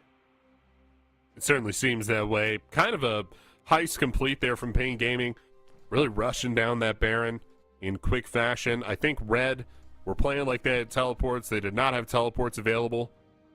And now this could be the fight at Dragon. This is looking a lot better for Pain than it did for Red at the Baron a second ago. Possible flick in as well with the steal on the cards. Frosty goes ever lower. Kuru with a lovely flank. Grevthar goes back, but Brunsley has been caught up. They really need to get this Kai'Sa alive, but Titan has other ideas with the W for the Xayah. It's a double kill for them. The Dragon as well. Pain, all of a sudden, over the last few minutes, have put together an excellent run of play that gives them the Dragon, the Baron, the kills, and all of the control back in this game. Yeah, the teleports are there. The tempo is there. Red are playing from a position where they don't have good setup. They don't have those flank angles that they need to win team fights, and they lose very, very hard here. Titan's able to tear them apart, but even on the wings with little 1v1s on the side, they were losing those too. Wiser taking Grevthar down on the side, FMB falling down on the side, and that means Pain can be able to push in with their Baron power play and take a bunch of structures here. Incredible play from them, just keeping up with the tempo, taking the resets after the Baron, a number of members, some sprinting over the Dragon, then getting those teleports to get back out onto the map and actually beating Red to the Dragon. Yeah, that's what happens when Titan is not assaulted in these fights as well. He went crazy on the Xayah. He's 4.5 items deep right now. Brunsate still working on that fourth. Has pivoted into the slightly more AP heavy option with the Nashers going into presumably a Crypt Bloom or a Void Staff as well right now as well. And Red starting to struggle now in these fights. They had a window where they were outperforming and out-damaging, but now Pain have hit some pretty important spikes. They've got their play in order, got their strategy in order. The rotations are cleaner, and it's led to a fight just like this one. Holy cow, man. Why is it the great ultimate? I didn't realize that ultimate had hit Brunsey. That's real tough for Red, but even so, a double kill for Titan. So much damage coming out of the Xayah there on that particular play. Did Curry catch the bump over the wall? That was funny. Yeah, almost. Like that. Again, yeah, FMB just left with nothing to do. Now they're taking the base, man. Holy moly. Yeah, we've lost Frosty again at some point in the passage of play there. Red aren't going to lose the game just yet, but they'll lose the inhib. They'll lose even more gold on the map. Baron empowered recalls, making this one pretty risk-free for Pain, who all of a sudden, they're 5,000 gold ahead. This is a very close run game for about 25-30 minutes, and now it's just been snapped wide open by Pain over those last few minutes. As FMV dropping the World End, Wiser, of course, can just scuttle through the wall, as Nisgarda can do, and a Hexgate portal way away to safety will stop any risk for him right there. Aegis trying to get the scuttle, contested by Denkato. The Azir, which was struggling to have impact before, is now also firing on all cylinders, 3.5 items deep.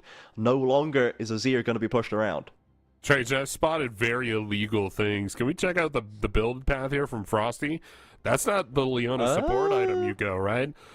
That's definitely... Why have we done... Bro is not Ignar. Like, you are not playing for kills early in this game, my guy. You're definitely supposed to have, like, the Iron Solari one that makes you immortal, right? I think normally you'd probably go the Slay that, like, gives you speed and your allies speed when you CC people, I guess? Or, yeah, potentially just the one that you know, the tank ones. The Leona you know, one, yeah. any of them really. Probably, I'd imagine the tank ones would probably be a choice. But the Bloodsong was the choice instead. I don't feel like I've seen the impact damage-wise that is in theory supposed to offer. Like, Yeah, I yes, would there say is so. Sheen activation on Leona, but I don't know what the theory is there. I'll need to have someone explain the numbers to me on that one, I think. Yeah, I will as well, unfortunately. Yeah, and also straying to the Warmogs just feels kind of crazy. I'm a big Warmogs believer, but the way this Leona is panned out, it's playing a lot more like a Nautilus than it is Leona. Oh, Titan's trapped on the front line right here, but he's got all the summoners. They didn't even force the ultimate, and Frosty gets melted to start it off. The Xayah is so deep, and all of a sudden, Pain are crushing Red, just mincing them in their bot side river. Curry locks up Brunsey to close this game out. A last-ditch attempt from the Red Canids as Pain. They had to work for it for a lot of this game, Axeman, but once they got in control, they did not let go of it. And they've wrapped it up here in 34 minutes with the win over Red. Certainly did there, too. Didn't seem like Red went into this one without a plan, I would say. That definitely seemed like they had an idea of how this would pan out, and I think I was mostly on their side as far as strategy went. Just kind of didn't pull the trigger at very key points. And I think that's probably the most important part of execution. So it didn't come through for them this game. Maybe in like a best of 5 or something, I think they'd probably come alive a little bit, but just a little slow on the day here. Into Pain, who had a much better idea of when they should pull that trigger, when they should get the X Factor going, and with a team with Titan, I think that's pretty well within their identity to play that way. Yep, pretty much. They did it, played out very well in that later stage. And Red Canids, we had this Vi, Talia, Olga combination that we didn't see much out of in the early game. There wasn't really a lot of punishing in the side lanes or use of the Weaver's Wall or any kind of effort there. They seemed to be just playing for the objective fights, which they did win a couple of them, but then Pain put together a plan that just kind of dodged that threat so well around that third Hextech Drake and the Baron, where Pain gets like all the objectives, doesn't really lose anything, and is just able to run Red around the map, and we saw a little inkling of it earlier on. So I think Pain, they were operating on a little bit of a higher level there. They were not able to fully cleanly execute on it for the entire game, but once they managed to get control of it, suddenly Red just couldn't keep up, and it just looked very easy for Pain to close it out.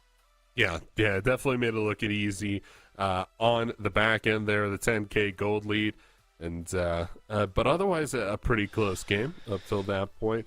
We're gonna get some numbers for you on that Leona build, and then we'll come back to you with what we find.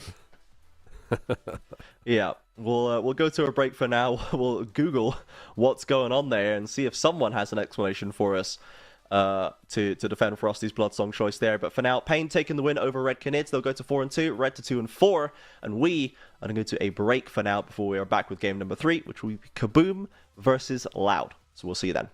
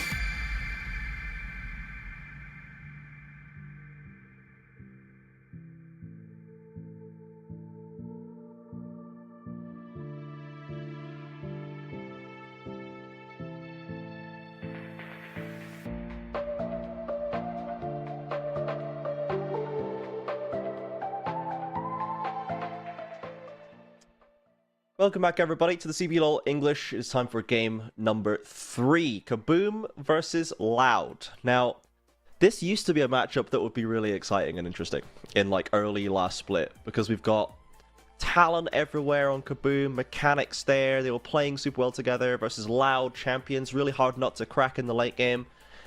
But as of late, it has not been so hot for Kaboom. They have been struggling to put a strategy together, and as of most recently, we've seen the re-debut, the re-debut of Scary, who has been bouncing between the Kaboom Academy and main roster for years now.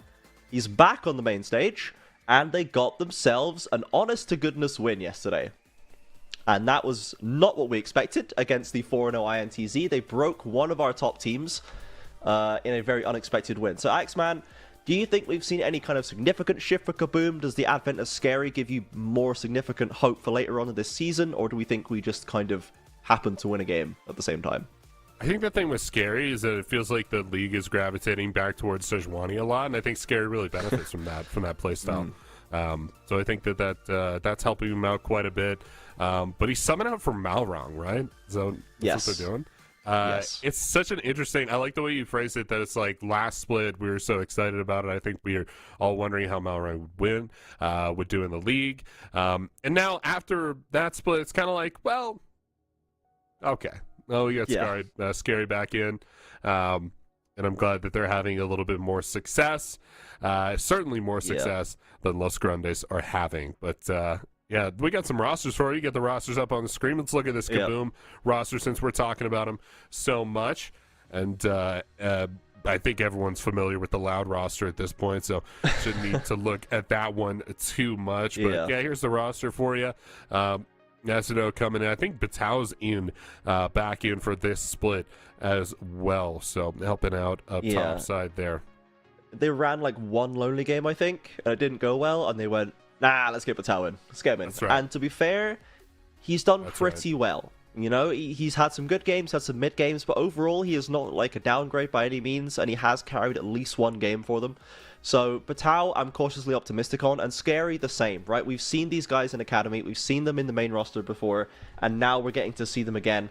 We'll see if they can right the ship somewhat as we are into the pick and ban. So let's head on over there and see what we're actually going to be picking champion-wise here. Because how's Natuno and Seos? We all have our questions for them as well, honestly. Yesterday, they were not looking shaky. They were looking solid. They were looking like the skilled players that we know they have been in the past, as Kaboom have once again pushed the boat out again. And Axe, it's another B1 Skarner to kick us off. Yep, challenge remains. Find me a game. Post on Twitter. I haven't thought about prizing yet. I don't have a lot kicking around to give you. I have nothing to offer, but... nothing to offer. But I bet you can't find it. Nautilus locked in for Redbird, and they get that Sejuani away from Scary. Croc just doesn't want to play into it again, I think. I'm not even sure this is like a good pick for him. Yeah, I'll take the Maokai in the matchup for Scary. I think that's pretty solid here for him. I think Croc just doesn't get this matchup. That's my call out. Croc, I don't think you get this tank jungler matchup, man. How's going to be on Ahri for this game? I like it. Keep it away from Tinones. Don't let Tinones have that awful champion. Yep. And so I like the Corki swap because I don't like when House plays Ahri because I think it's boring. Now, we know that Ahri is a very consistent champion, and they did get a win on it yesterday with a Vi Ahri combination, right? It's a classic, but they couldn't have it today. The House Corki, though, this was something that was breaking the league in the start of 2024 Split 1. It was one of the first to earn himself like a solo Corki ban just from the amount of impact he was having on this champion. Now, it is significantly changed. The package is no longer a factor, but it's still very, very high damage, and putting your gold into a player like House is rarely a bad idea. So they've got the scaling carry Corki matched up into the Talia, so Talion's is going to have a lot more agency, especially around that mid game. And to be honest, for Loud, that's probably what you want to do. Let Tinones affect as much of the map as possible in a positive way. That seems right to me. Of course, we've also seen some Hailed Blades Corki, a little bit stronger in the early game, so some potential for big lane trades where before there wasn't really that potential pre-level 6. So very interesting champion to be sure. But yeah, Fleet Footwork kind of dominating the conversation, so probably see that come through for House. No Ari, I don't think. Maybe for Tinos, maybe to escape the Ari curse a little bit here, nice. Trajan. Yeah, I think it would be nice as well. But Ziggs banned away. Jax out here too. They're trying to take away bot laners from Netuno and keep him on a non-standard AD carry. That Jinx off the table. Good stuff. Yeah, the Ziggs has been traditionally just it's been like a Ninja Kiwi option for a while, and several, players and leagues across the globe are starting to see the value in using Ziggs more, especially with the current power of Corki and Tristana in the mid lane, offering an AD threat there. So they're going to take that away from Netuno. They've taken away the Jinx, which is historically one of his more successful champions. We don't have the Lucian either, which is good for him, so honestly, Netuno is looking a little bit pinched right now. We may go back to the Zeri, which we've seen before. We know he does have a Draven in there somewhere as well, so we'll see what option Kaboom is going to go for. Ultimately, they probably aren't going to get a clear shot at it, as it looks like Loud are going to leave that AD carry pick for Root till the very end, and instead they're going to take themselves up the Camille, maybe, to go into the Skarner. I think this is a great pick. I love the Camille coming back into the meta. I think it's very exciting, and it has a surprisingly good matchup into many of our old staples up there, most famously as a Cassante counter, where it first kind of started to find prevalence.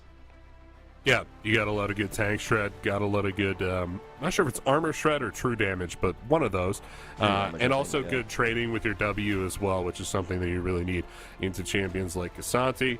Works pretty well into Skarner too, but it's got to be Leona, folks. Come on. You haven't been paying attention. It's all Leona all the time here, with a little Nautilus sprinkled in on top. Who's going to be bot side with that Leona? Zeri's up. It's a Netuno champ. Yeah. Could go Kai'Sa again. Saw that last time. Come on, man. So the thing about the Smolder is the only two players that could get anything done on Smolder in the league last split was Mikau and Netuno, but they are going to go for the Ashe instead. Now, this is something I don't know if I've ever seen Netuno play Ashe in the whole time I've been here. I'm going to probably go and check that quickly, because this does not feel like a Netuno champion.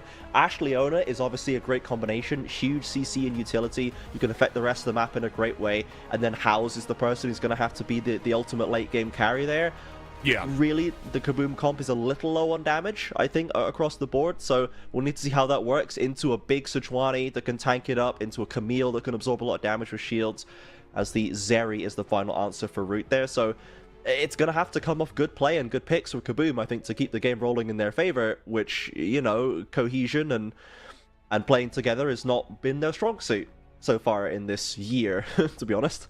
Yeah. So it's a little worrying for me, honestly. Yeah, this is a problem I have with the meta right now, is I feel like the Tristana mid and the Corki mids give teams a little bit too much license to play for these big pick compositions, and just kind of dump the burden of damage onto the mid laner, where so many mid laners just aren't used to having that with the kind of meta we've been seeing. Like, I think the highest damage mid laner, like, you can rely on for consistent damage in the meta in the last year is Azir.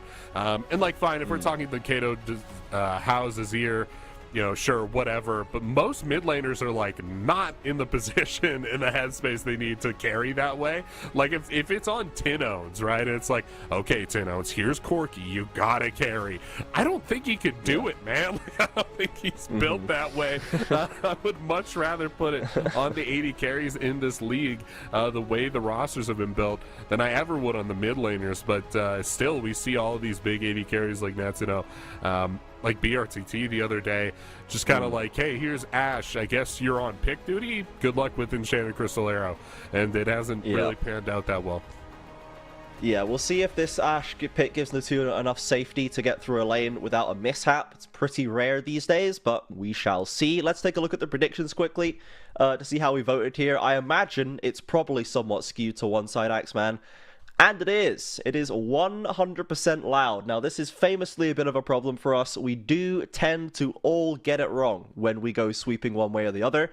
So Kaboom might just have an extra little bit of curse power to boost themselves up and potentially string another win together. If they end this week 3-3, I would be very surprised, especially as that would put them on the same damn score as Loud right now, and they've got a topside invade prepping to kick us off here. Robo's going to spot it. He's going to just walk away, and there will be no further shenanigans coming from this, unless Kaboom just want to commit hard to this one, and we might end up with a 5v5. Who knows, Axeman?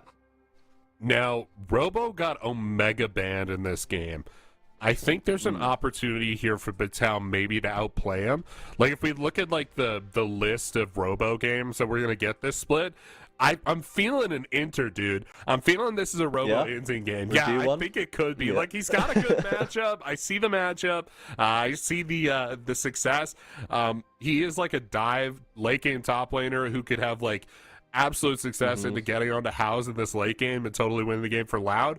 But I don't know, dude. I'm feeling an Inter from him. I think he goes down 3 kills in lane. I think he just runs it, man. I just think the wind's blowing that way today, you know? It's just, I can smell it in the air. We've got a Robo run it down in front of us coming up here. I have checked the stats. As a side note, Natuno has played Ashe once before in competitive ever. It was a win. And he had a 7.5 KDA. So, you know, we don't have any reason necessarily to question him here today, I suppose, but we've also seen a lot more data on Root Zeri, and we know that he is good at this champion. So let's see if Natuno and Sales can make their mark here. It is a very oppressive combination that they have, or if they will struggle and maybe put their feet wrong as they have done in the past. And perhaps what Scary and Croc want to say about that, as there's the early engage from Sales. Big damage onto Redbird. Point blank hook straight onto Natuno. Ignite traded for Barrier, and Kaboom are more or less happy with this, I feel. I think so, yeah. I would say so. They get level 2 first off the play here. Good damage onto Redbird, not letting him control the wave or the lane whatsoever. It's a really good start for him. I think most humans are born with the knowledge and ability to play Ashe, so I'm not like super worried about that necessarily. Also, we've pretty firmly taken the burden of carrying this game off of Netsuno, but yeah, you know, there are some intricacies to the champion. Like, I feel like hitting arrows cross map is a skill you kind of have to learn the hard way, so that might not be something in his arsenal right now. But as far as just like throwing things at objectives from long range, I think he's going to be able to do his job pretty well effectively. Burton's really on route to be able to get that skill down, and he's got plenty of Zeri jobs. Yeah, we saw him use the hook shot there to check where Croc was, so Kaboom do know that Sejuani was on that top side, and we'll need to see if they're going to do any, you know, if we throw the Ashe arrow down mid lane, down top lane, if you're able to just try and get advantages across the map. It is going to be a decided advantage for Kaboom in the early stage in this lane. So good start for Kaboom right there, and the rest of the map seems to be going fairly evenly as well. Now Loud, this is fair game for them. Traditionally, we see them go down early, be a little bit inactive, a little bit passive maybe is the word, but then once the mid game rolls around, once the objective fights get a little complicated, Loud are more than often the ones standing tall at the end of it, whereas Kaboom, we cannot really say this is their strength, as we've got a 3v3 building on the bot side. Croc and Scary are both here, but Loud are much closer to their tower. Natuno has been flashed on, and he's dead, and all of a sudden, the advantage is gone. Yeah, they got a big crash down, a nice big wave. They used it to hit like half of a turret plate off of the bot lane and set up that tri-bush ward. I'm not really sure what the play was. It seemed like they were content to stay out in the lane, and I just don't really know why. I don't think they were in that powerful of the position. They got tracking on Croc, had to know he was on reset in the next 16 seconds. And I think from there you just extrapolate he's coming bot. Let's use this timer to take a reset, but they stayed out. And this is the result. Scary a little bit behind the play here, I think, if I were to put the blame on anybody but Natuno. But I think that's pretty firmly on him. Yeah, I mean, the choice for Natuno to flash the hook by flashing aggressively in towards the enemy tower, leaving him then with no flash, and Croc can just flash on him and there's no way out, I would probably proposition as an issue with that play. It was a strange call, and it did punish him instantaneously. Root now with the extra gold, the first blood straight into the Berserker's Greaves, and the Zeri is going to be pretty comfortable up here. So another mishap from the Kaboom bot lane. I feel like I hit that nail pretty hard, teeing it up at the start of this game. I didn't expect it to actually happen that soon, but it did. So my bad, I guess, guys. I knew as soon as he autoed the turret instead of backing, I was like, that doesn't sit well with me. They should really be on reset here, but Croc is going to take this topside scuttle almost impossibly. Not really sure how he managed that. Scary. He's just, I'm going to check the CS numbers now blind here. Yeah, he's down like 2.5 camps, and that's not great in this matchup. We were said that Croc, wow. I mean, that's... Ooh, speaking of not great. That's really bad. Locked up in the Hextech Ultimatum. Chooses the flash as well. My guy, you are not getting away from that. I do not know what the flash was for here. Kaboom flashes in general are giving me hives this game, Axeman. I'm not loving them. And we do seem to be coming off a shaky start to this game. The curse power is certainly not increasing Kaboom's laning proficiency right now. Loud with a rare early game lead so far at the 6-minute mark, as Croc will happily clean up some more grubs as well. Once again, there is no extra assistance for Kaboom on this top side. Patao really just data gathering. There's nothing for him to do here. Yeah, nothing really for him to do whatsoever. Both tank junglers really getting into the lanes in this pre-6-minute time frame. And that means they'll both be left soloing objectives pre-level 6. Only one of them will come out of that objective at level 6 here, and Bitao may get punished for this. We'll see. He's kind of stepped up a little bit, but he's off vision. Maybe Croc just lets this back go off. Yeah, he's going to let it go off, but yeah, Croc's still up 2.5 camps over Scary. Really hard winning this tank matchup in the jungle, and that's pretty bad news, I would say.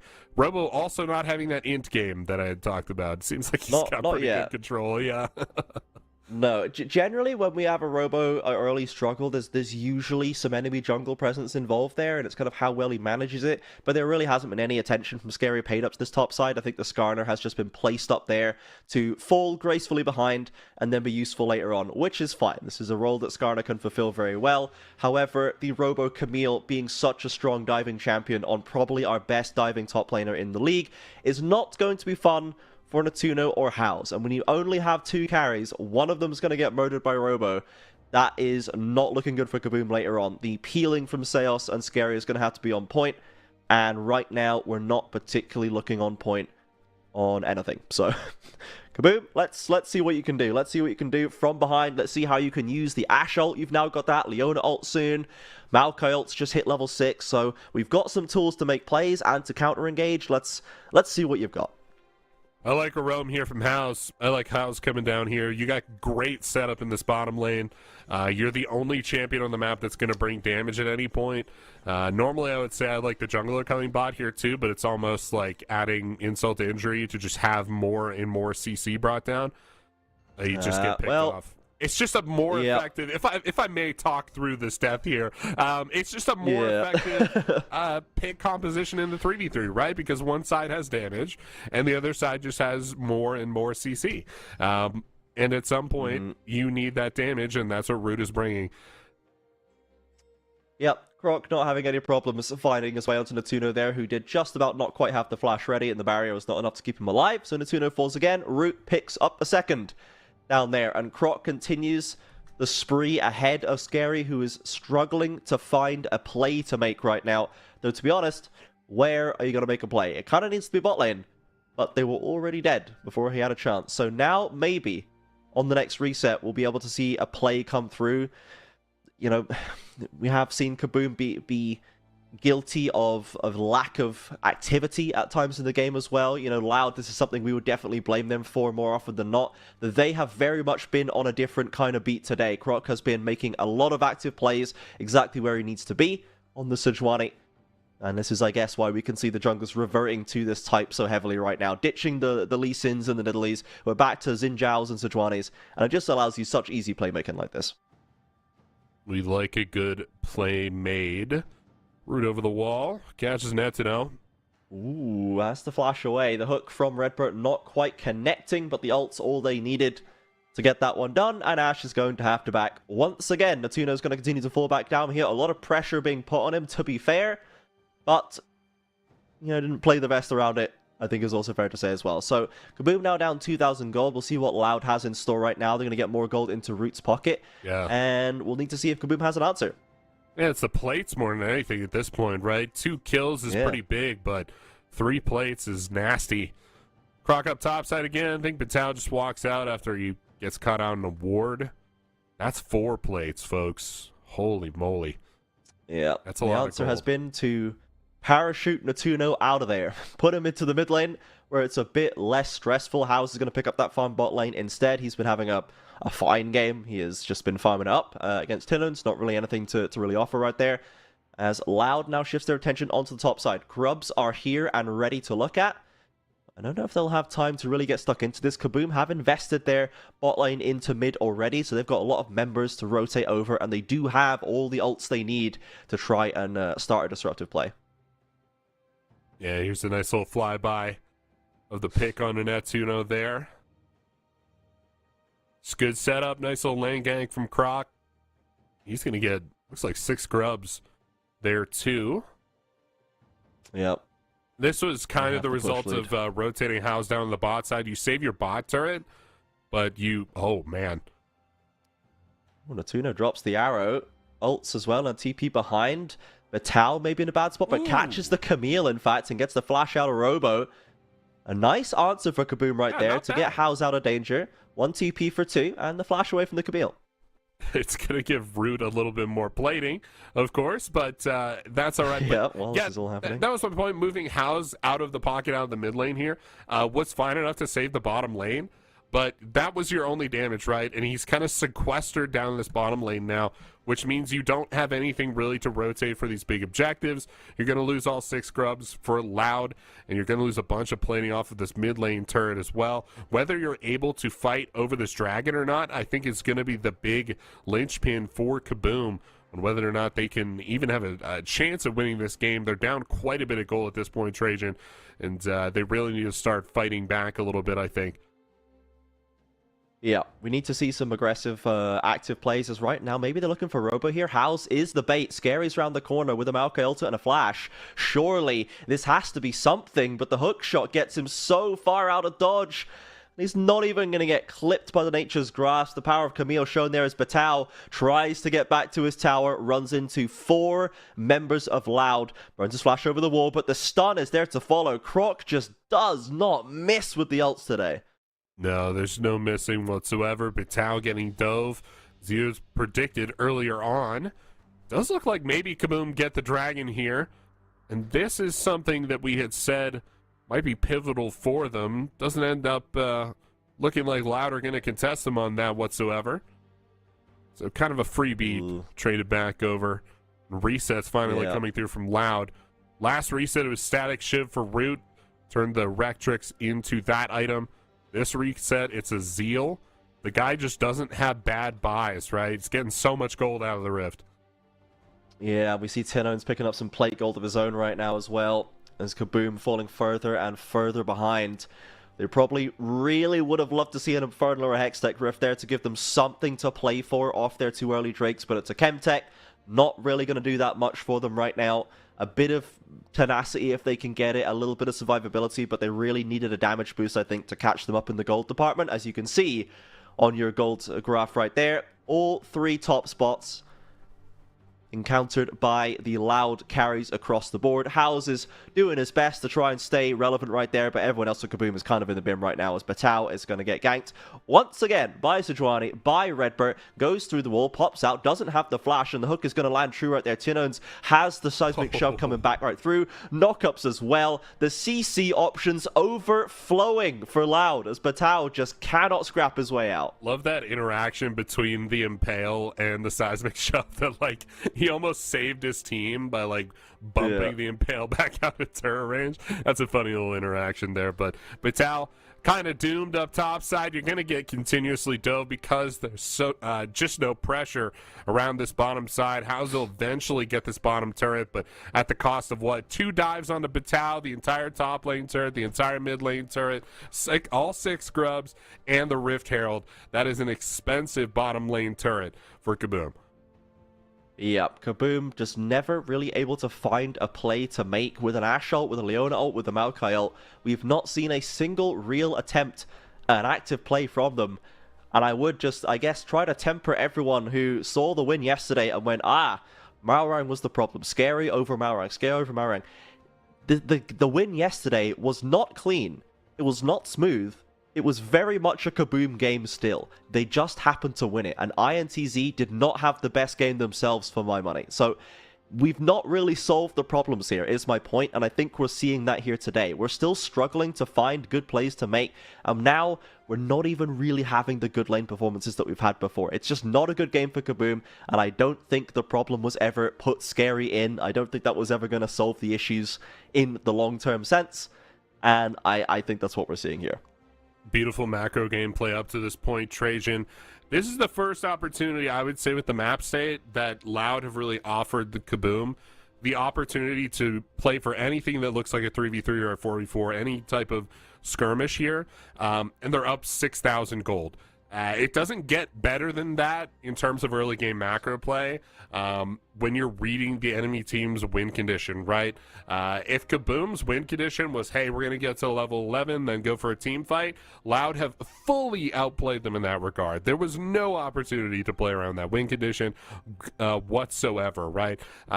Not only are Kaboom just not in a position to really go for that team fight Loud just offered them, but also they had no vision, no really control over the map, nothing, down 6,000 gold. Who was going to deal the damage? Who was going to even primary engage at this point with Batao down so many kills? It is a full routing here from Loud. Yep, right now there is not really anything we can say that they've done particularly wrong. They did not take the dragons because they were doing something more valuable across the map, getting gold, getting grubs. Overall, it's all been net positive for them, and that has left them over 6,000 gold ahead at the 17-minute mark. Looks like our caster predictions as a full Loud sweep may not have been able to curse Loud out here. They have in fact put together quite possibly their best game of the season so far, as they are, they're only 3-2. It's not been a completely dominant start for our 4-time on-the-trot champions. Loud are not looking like they are necessarily comfortably on top of the league right now. They rarely do in the regular season, but particularly now with teams like INTZ, VKS, Fluxu all putting in strong starts, they don't look a cut above as they have done in the past. This is a game that shows us what is still lying under the surface for Loud. Certainly seems that way. I think there's a lot of moving pieces with this win. A lot of it's just been total map control, total objective control from Loud. Really good rotations and an excellent understanding of win condition. But also, Ash, kind of a bait pick so far in the CBLOL. We'll see the engage. This is the first attempted ult combination only onto Redbert. They will catch Croc and push him into the tower, but Tao following up with a lovely Impale, and that's going to net them their first kill of the game. Sadly picked up by Seos, and the rest of Loud will be able to disengage. But finally, Kaboom have achieved something on the map as How's trying to get aggressive onto Robo as well, pushing him away from that tower. The split push Camille is certainly deadly. But there it is. Something happened at least. Ults were pressed, kills were secured. Kaboom not going away with a clean sheet. Yeah, not the perfect game for sure. As Croc gets picked out there. That is how you layer the CC. That is how you play the composition, right? You get those pick tools down, and you try to get the damage. In this instance, I think the damage dealer is really the turret there, and not anyone on Kaboom, but job done, right? Job got done, so see if they can turn this into any kind of play around the dragon. I would suspect not. And maybe look for what are they looking at right now? Are they going to try and rip Baron? They're both setting up by Baron, kind of looking at it like they're waiting for the doors open to Walmart on Black Friday, but I don't know if there's anything in there that they can afford. Yeah, they're camping out a bit early there, and yeah, don't really have the credit, I think, to be observing purchases of this magnitude, as Loud have secured their Drake, stopped the stacking, and rotated back onto the bot side to pick up where they left off. It's going to be another inner turret for them, another nice little boost of gold. Back up to almost the 7,000 gold mark is the lead. Ults back available for Kaboom, but they might be under a bit of pressure in this mid lane right now. Out they come, the CC options are there. Natuno firing away as the tower falls. Robo has dropped pretty darn low as the bodies are piling in. Kaboom actually doing a great job in the 3v4 right now. Batao has arrived on the scene, but little late to make an impact. And Loud, again, they'll get the tower, but they will have to back away. I think we'll continue to see this a few more times, at least, Trajan. Not that Kaboom are like necessarily close to making a comeback, but they can, as a composition, make taking turrets a little bit more dangerous than other compositions can, right? So if you're getting caught out by the solar flare or the arrow or something like that under turret, suddenly there's a little bit more damage there, but I don't think that ultimately there's a chance for them to turn this around in that way. Because those aren't really picks that you could do anything with, right? Like if you're getting one pick and it wasn't even really Robo got out, but even if he goes down there, if you're just trading a pick back for a turret every time, you only have, 5 turrets left? That's not enough, right? You can't keep going for those trades and expect to have any kind of success. It's just kind of slowing things down a little bit for them, and that's not going to change the result ultimately. Yeah. It's not gonna have a huge impact, we would expect right here. Right now, we do have the Baron live. This is an option that Loud can maybe look to play for. With the map control they have, especially on this top side, basically the whole game, they would be able to pull Kaboom in. The flash traded by House, but they're going to flash forward, and there's the punishing arrow and a kill into House's pocket. Cleanse dropped by Root after a solar flare, and that's exactly what you were mentioning, Axman. The time spent near to the Kaboom turrets is extra dangerous for Loud with all the ultimates they have to throw down. Yeah, is there an argument here that stacking the kills onto House could potentially change things around? I think that argument exists. He's at a 2-item power spike right now. I think that kind of builds into why we're suddenly seeing the picks come through. But I still think it's a bridge too far, man. That is a lovely little setup from Scary to be hiding in that brush right there. Yeah. So a genuine play set up and executed by Kaboom. You don't see that too often. No. And it did work out very well for them. Kills onto the Corki, but now Loud are going to play for this Baron. They're going to start abusing that map control.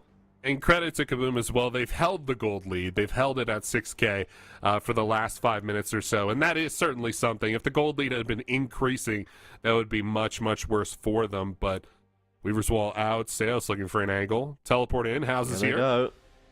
Kaboom. Scary flashes in. House takes the Baron, in fact. Incredible. And the rest of Kaboom running for the hills. Scary happy to just run interference. Getting away. The kill for the Baron is not what we expected out of this situation, but House, he's gotten a kill. He's now gotten the Baron buff as well. He's starting to really wake up here. Yeah, if you thought taking the turrets was dangerous before, it's a lot harder now, right? You're pushing through these minions. Arrows out. Redbird caught. Into the Impale combination again. Redbird gonna die, a double flick back, but Robo's trying to finish the tower off. Drops Textic ultimatum. Kaboom, do they have the damage to punish him? Not quite. Robo again scrapes out of there with a couple hundred HP. It's not the first time today. Redbird seeming the only consistent target they can find, but let's take another look at that steal. It's beautiful. Just a nice little rocket. Right. Yeah, nice little rocket. Big one. It's the right color rocket too. And got it right where it needed to be. They get a little pick on the Redbird off the back end. Almost got Robo. That's a pretty lucky champion for him to be on here with the escape tools. Funny that it came down to that. In spite of everything, was just being able to hook shot out. I think if they're stacking 2 kills instead of the requisite 1 they've been getting, maybe that gets them a little bit closer. But also the kills aren't always going to House. That's something else. But they have got the Baron Trajan. They have slowed this game down a little bit, and that's going to help out their primary damage carry. They're kind of doing their best Loud impression right now, honestly. Trying to start waking up after 20 minutes right now. Scary is somewhat abandoned. Seos did not see a route out for him. Super blast cones to safety as Scary will drop down for the second time, but Robo has a nasty flank right here. House has got good damage to come back through as the Leona ultimate is dodged. Seos is there in the Ash Arrow as well. House trying to finish him off. Will he finally manage to get away again? Very nice. Last auto as House finally finds his man. And the Robo flank goes very, very wrong. It's another kill for Kaboom. Yeah, clean 200 shutdown gold there for House. Nice 500 gold bounty directly onto your Corki. Injected late game. Reset from Corki is going to mean item number 3. And those clutch few early dragons do mean that Loud is not pushing for soul with these dragons either. So a lot of things coming up good for Kaboom.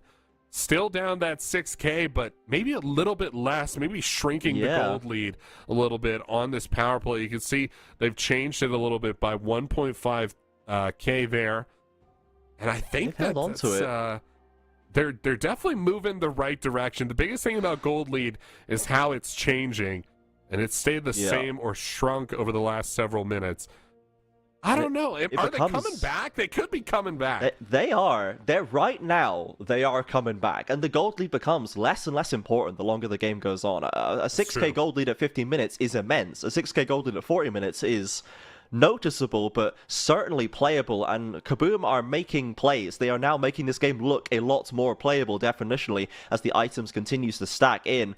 Something to note, Scary didn't even die in that previous play. I thought he was done for. It looked like he was on a 1v4 in the enemy topside red buff, and he just didn't die. We got distracted by the robo play, and I think maybe everyone did, and Scary just walked out of there. So he's managed to hold on to that one. Hao's now approaching that Infinity Edge before too long. That's going to be another massive spike. Remember, this Corki is a demon late game. He's just hit it right now, so it's going to be a matter of how much damage Hao's can get down, and if Kaboom can continually stifle the Loud attempts to make plays. If they're not going to use the Ash Arrow to make their own engages, they're certainly using them very well to stop Louds. That's an important part of the gold lead conversation as well, is that most of the gold, when you talk about what Kaboom needs, is what House needs item-wise, and the most expensive parts of his build are already behind him, right? He's already got Triforce, he's already got Infinity Edge.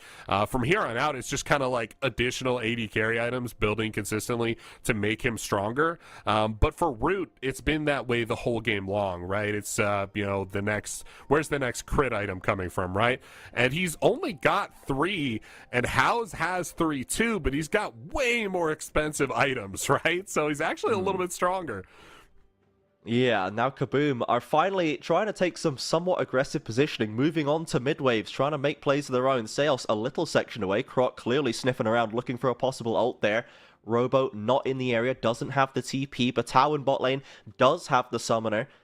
And Kaboom still very much playing on the safe side. They're looking to pick up waves, but they're not looking for fights. The option to just let Loud try and make plays into them has been working a lot better. However, in a minute's time, Max, we will have another Baron, and I don't think we can rely on a House steal every single time today. No, I don't think we can. We got to get some rockets down at some point. That starts with vision setup. You see control wards for every member of Kaboom right now, but they're going to have to fight hard for that vision. Otherwise, House is just going to be left throwing random rockets into random bushes, and that sucks. You don't want that. Tinos maybe catches him out here. Could be good flick. They're looking for it right now. Hal's just soaking up the wave. The rest of Loud hiding in this wall of fog that they have built in the topside jungle. They've really been focusing on this side, and it does give them good position to peel back to a Baron if that's the way they want to go. Kaboom with a wave built up topside that Robo's going to have to catch, though. Does have the TP now available, so can rotate his way back. And again, it's so hard for Kaboom to play into this vision line, so it's hard for them to set up a play of their own now, even though they're struggling to do it regardless. But Loud, maybe if they stop trying to find kills, if they go back to the map control that was serving them well before, this might put a stopper on the momentum that Kaboom has been building up for the last few minutes. Yeah, it looks almost like Loud are forced to give up their vision lines here as the waves are crashing into their turrets. That means Kaboom has this angle. They've all dropped their wards. Doing it. Okay, we are flipping the game right now. We're going on Redbird, a classic target. There's the ultimates coming through, but so much used, and they couldn't even find the kill. Robot's got the flank. This is going to be terrifying. Natuna has to flash away, but caught in the Hextech ultimatum. Kaboom, you've got to keep your Ash alive. Lovely impale from Batao. Is it enough to keep them? Their House flashes away from the seismic shove, and Kaboom have kited it back. Maybe it's still playable after that engage. Failing on the Nautilus, they still managed to make it work. Now the Kaboom comp is starting to function, and Loud continue to struggle to get a clean win. Somehow, after everything... No! Oh, it's Scary. I thought it was House. We're okay, we're okay. But there's the vision Scary right there. You could see the vision that Loud placed there comes back to bite Kaboom again. The fights were going fine, but the map control wins out for Loud, and they lost their smite. Again, it has to be House or nothing. I think Loud are just going to walk away with the Baron. That's true, yeah. House taking the reset. They're just going to give Baron here, but... Man, Batal with the teleport, this is a little misguided, I think. Wow. Okay, so are we trying to kill them after? Maybe. He really wants it. They can't find anything, and they will just be behind the curve again. I don't know. It took us a while to make this decision, and Kaboom, they lose out on the Summoners and the Baron. The Dragon is live. Maybe they have a chance to find another fight for it, but I don't know. We've lost a lot of flashes in that last play. I think if we rotate over to Dragon and maybe burn those teleports getting the angle and Dragon, that's a much better play than what just happened here. I think we gave Baron and Dragon for basically nothing. At a point in the game that Kaboom should have been pretty strong, right? Also, having a real tough time with the way House is playing out these fights. He's not getting the rockets down that I would like to see from a Corki at this stage of the game. It's also just not really getting a lot of damage down, period. I think that engage was super illegal from Loud. Robo, like, teleported behind them and then full dove on a Netsuno, which was weird. And then Kaboom did not capitalize. Could be the pick. Oh, we're going on Croc. They've got good damage. Is it enough? Not quite enough for the Sejuani, but Scary just doesn't have the tankiness. Sales caught as well afterwards. A big impale from Batal, but they don't have anyone to finish off the Sejuani, and 3 members of Kaboom fall. They opted for this fight, but they didn't have the control to do so anymore. And now it's just the carries left all on their own against the Baroned up Loud with 30 seconds to hold the line. I think Netsuno's W might be healing Loud at this point. We might have to get the numbers on that afterwards, but it was always going to be not enough damage, and I think that's where it's going to end here too. This is what the Sejuani can do for you. Nothing the Tuno and House can do. They've got no defenses, and Loud can just steamroll over them. It certainly took a turn this game. It did not end up as the complete washout we thought it was going to be, but there was so much control for Loud. They had so much going for them already. And ultimately, Kaboom, we're still struggling to put the plays together. We're still behind the curve on the rotations, on the TPs. And it took some pretty lucky clutch moments to get them that far, but it was not enough to pull the whole game back. No, not enough there. Not nearly enough. I feel like they could have done more with that Baron fight. I really do think Robo misplayed that, and that kind of trolled that fight by teleporting behind and going all in on to Netsuno. But, yeah, the Corki shouldn't be able to free hit, man. He just wasn't getting the rockets down where he needed them to go. But they didn't have a ton of vision in that fight. It was always going to be difficult. They were still down quite a bit of gold. At the end of the day, Loud, huge control over this game for almost all of it. I don't think there was even really an opportunity for Kaboom to make a comeback. I think there was just something happening that looked like a comeback. Yes, it was certainly some points, I think, of Loud just becoming a little bit too comfy, not really considering what they're doing too much, is going, we're a bit too big to fail here. And it turns out they were, but they certainly threw a lot of gold back into Kaboom's hands by just diving a lot of towers against Ashe, Leona, Skarner. You know, they lost a lot of free gold there. And, you know, if Scary hadn't been caught on that ward in the topside jungle, Loud doesn't get the free Baron, maybe we're still in that game right now. Maybe we're still watching Kaboom slowly claw it back over time. But it then ultimately came back to the way that Loud was able to exploit their control over topside, the vision that they used, and a little bit of a greedy recall from Scary that just got them caught out, and then the game was just kind of over. So yeah, it was never really probably going to be the real comeback for Kaboom. I'm glad they did something, because it would have been just even more depressing if we'd just gone completely no hope straight into the Loud win. They did show us a bit of something, but it was so late. It was so behind where it needed to be. Yeah. And is indicative, I think, of the problems that Kaboom have still been showing. Definitely. I owe Croc an apology. He has a just fine handle on that matchup. I really thought that this would be more Scary favored, but holy cow, Scary looked lost out there. Super lost. It looked like a bit of an academy jungler, honestly. Yeah. Just it looks like outclassed by Croc at pretty much all stages of the game. And, you know, I'm not even going to really hold that against him. Croc is arguably the best jungler we have in the league. He's certainly the most decorated for a long, long time. Probably is the most decorated, actually, overall at this point. And it's a tough matchup, you know what I mean? And he did not perform super well in it. But just to remind everyone again, let's not get too overexcited with the Scary Malrang thing, okay? Scary's not just the magic solution. Kaboom has bigger problems than this, you know? It was never entirely Malrang's fault. Anyone who says it is was not watching the games very closely, you know what I mean? So we're still kind of where we were before for Kaboom. I don't hate them making the substitution either. I think trying out Scary is fine. I think Scary's a decent player, and I think whatever Kaboom was doing before was not working. They weren't cohesive. Maybe you bring in a domestic jungler and you can add a bit more cohesion there. That doesn't seem to be what we've seen just far. We'll give him a week or two to cook, and maybe we'll see some improvement, but yeah. Yeah, if I were to spread it around a little bit, Batal looked super lost in this game. Not a great matchup for him, and certainly into the most decorated top laner of all time. So, of course, I think things could probably be, smoothed over there. But also, if you can't B1 Skarner, you're just not providing enough value to your team in Season 14. It's kind of the only thing top laners need to be able to do right now, and that was not a good Skarner game. So, yeah. Couple of nice impales later on, but again, everything good for Kaboom happened 25 minutes too late, you know? And it was just, you're running so far uphill at that point, it doesn't really matter how good your plays are at this point. You're just not going to take Loud out at that stage in the game. So, unfortunate for Kaboom. Yeah. Let's see if we can get any more of what we saw today in that late game, if they can find any of that cohesion later on, if they can get it before 20 minutes, if they can get back to what got them the win over INTZ. Who knows, man? At this point, I come into Kaboom games with no expectations and I just receive what they give me. So we'll see what we have next week for them. Loud, they're up to 4-2. They're not looking too bad. They are certainly still Loud. They are certainly still the same team, but they did have a better early game than usual, and as you said, Axeman, quite rightly, Croc did put on a lovely Sejuani performance, so fair play to him. Golf claps all around. Good job, Loud. You beat Kaboom. So with that, let's go to a break. We'll be back game number 4 before too long. That's going to be Furia versus INTZ. A lot more interesting now that INTZ went down to Kaboom just yesterday. We'll see if they can right the ship, or if Furia will be ready to pounce and hand them another defeat. So we'll see you back here in just a few minutes.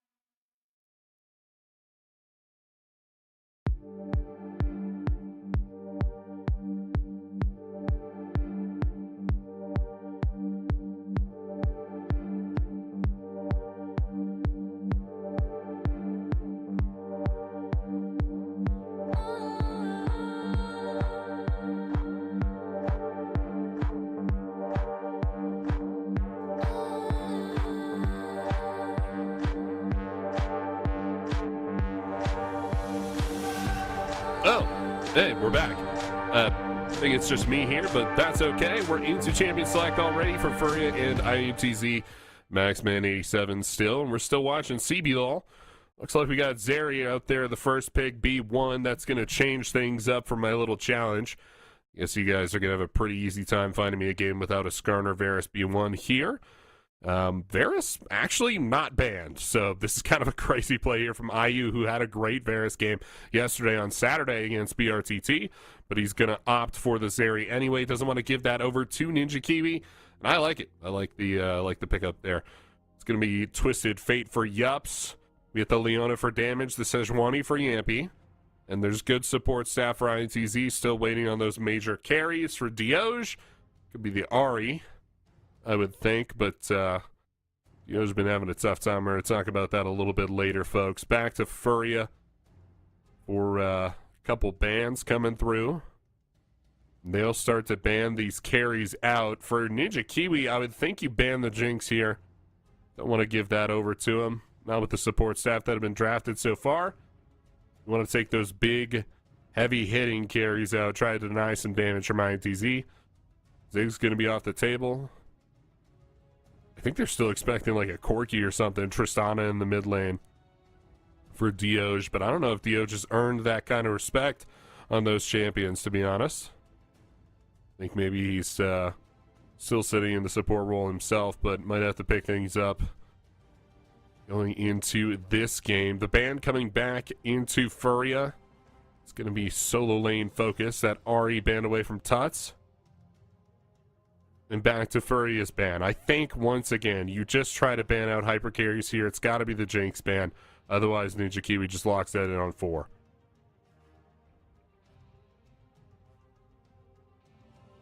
Yeah, there's that Jinx ban we talked about. Trajan's back with me here.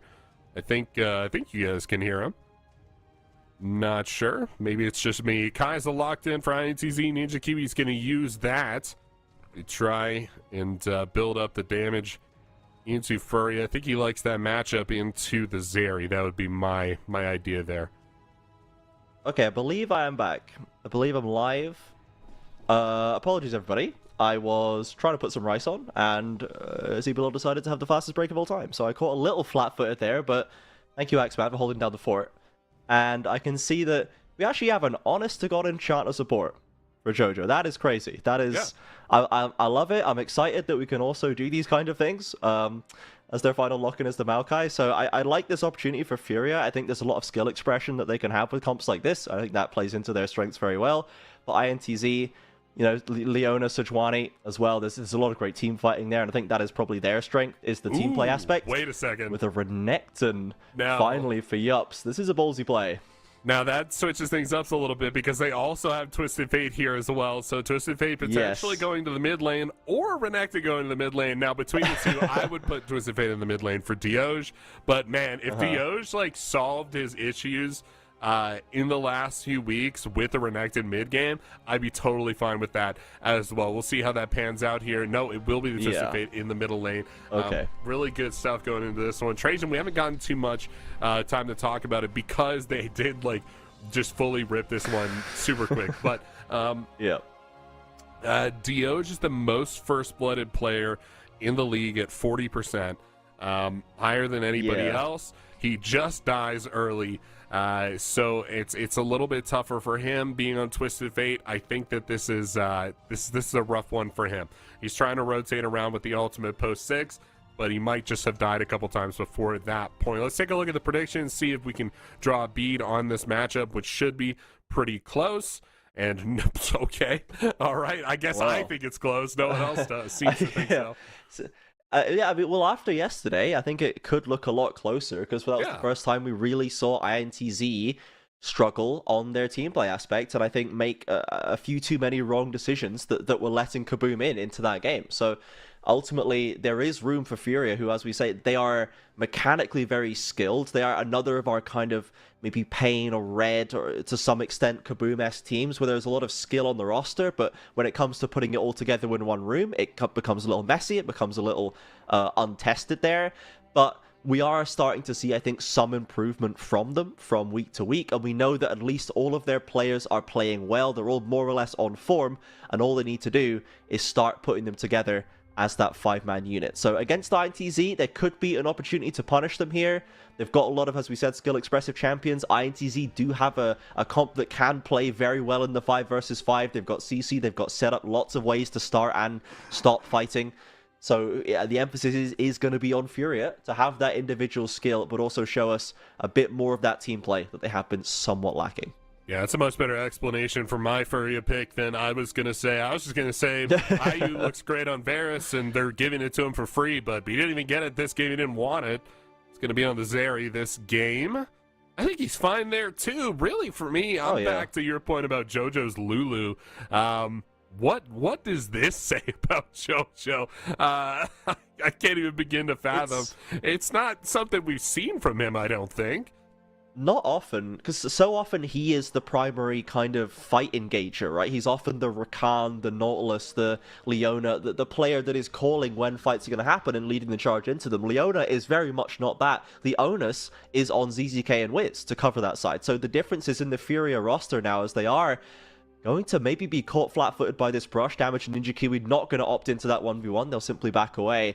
But it speaks to the very different dynamic that Furia now has. Even with JoJo on the team, a very seasoned shot-calling player, they are instead handing the reins over to their fresh topside to get that side of the game on lock. And that seems like they're in pretty good hands. ZZK with a nice little trade up top side. Welcome to the league, yups. It's a difficult matchup for you, to be sure. Yeah. Diosh has not died yet, not giving up the first blood quite yet. We'll keep a track on that. I feel like with Tuts, with the mid jungle 2v2, Diosh might be okay. I don't know if the Maokai Hui necessarily has the setup, has the gank to catch Twisted Fate out. So I think he might be good this time. Depends on the poke that Tuts can lay down. You can see on your right-hand side of your screen there that Diosh is about half HP. Tuts is clearly pushing for trading damage, not trying to contest in the push. Sometimes Hui's will just clear the wave, but against TF, you're both kind of just doing the same thing there. You're both just spamming your abilities and nothing happens, but it looks like Tuts is trying to get the upper hand, and this is what people tend to do with Diosh. They tend to try and get the CS and the XP advantage over him, and that has been fairly successful. He has not been good in the lane 1v1. The rest of the game, he's been very solid. He's been passing the eye test with flying colors once he's out of the lane, but at this stage in the game, this is not his forte. Very much a welcome to the league kid situation in the mid lane on all of INTZ's games so far. I think he's fine. Yeah, should be good. I love that he held the flash. That he didn't even trade his flash for damage, just used the E as Diosh now getting aggressive onto Tuts, but I dare say he's not really winning that one. He's used the Ghost, and Tuts held onto their summoners as well. INTZ fluttering summoners away to the wind, whereas Furia are standing resolute, not being forced to press their buttons. Yeah, I love it. Tuts going to heal up a little bit here too with the pots, and Diosh forced to reset. That's going to be a crash for Tuts. A nice big gold injection for him as he goes up in the CS lead in kind of a classic Dioge lane that we've been promising to you.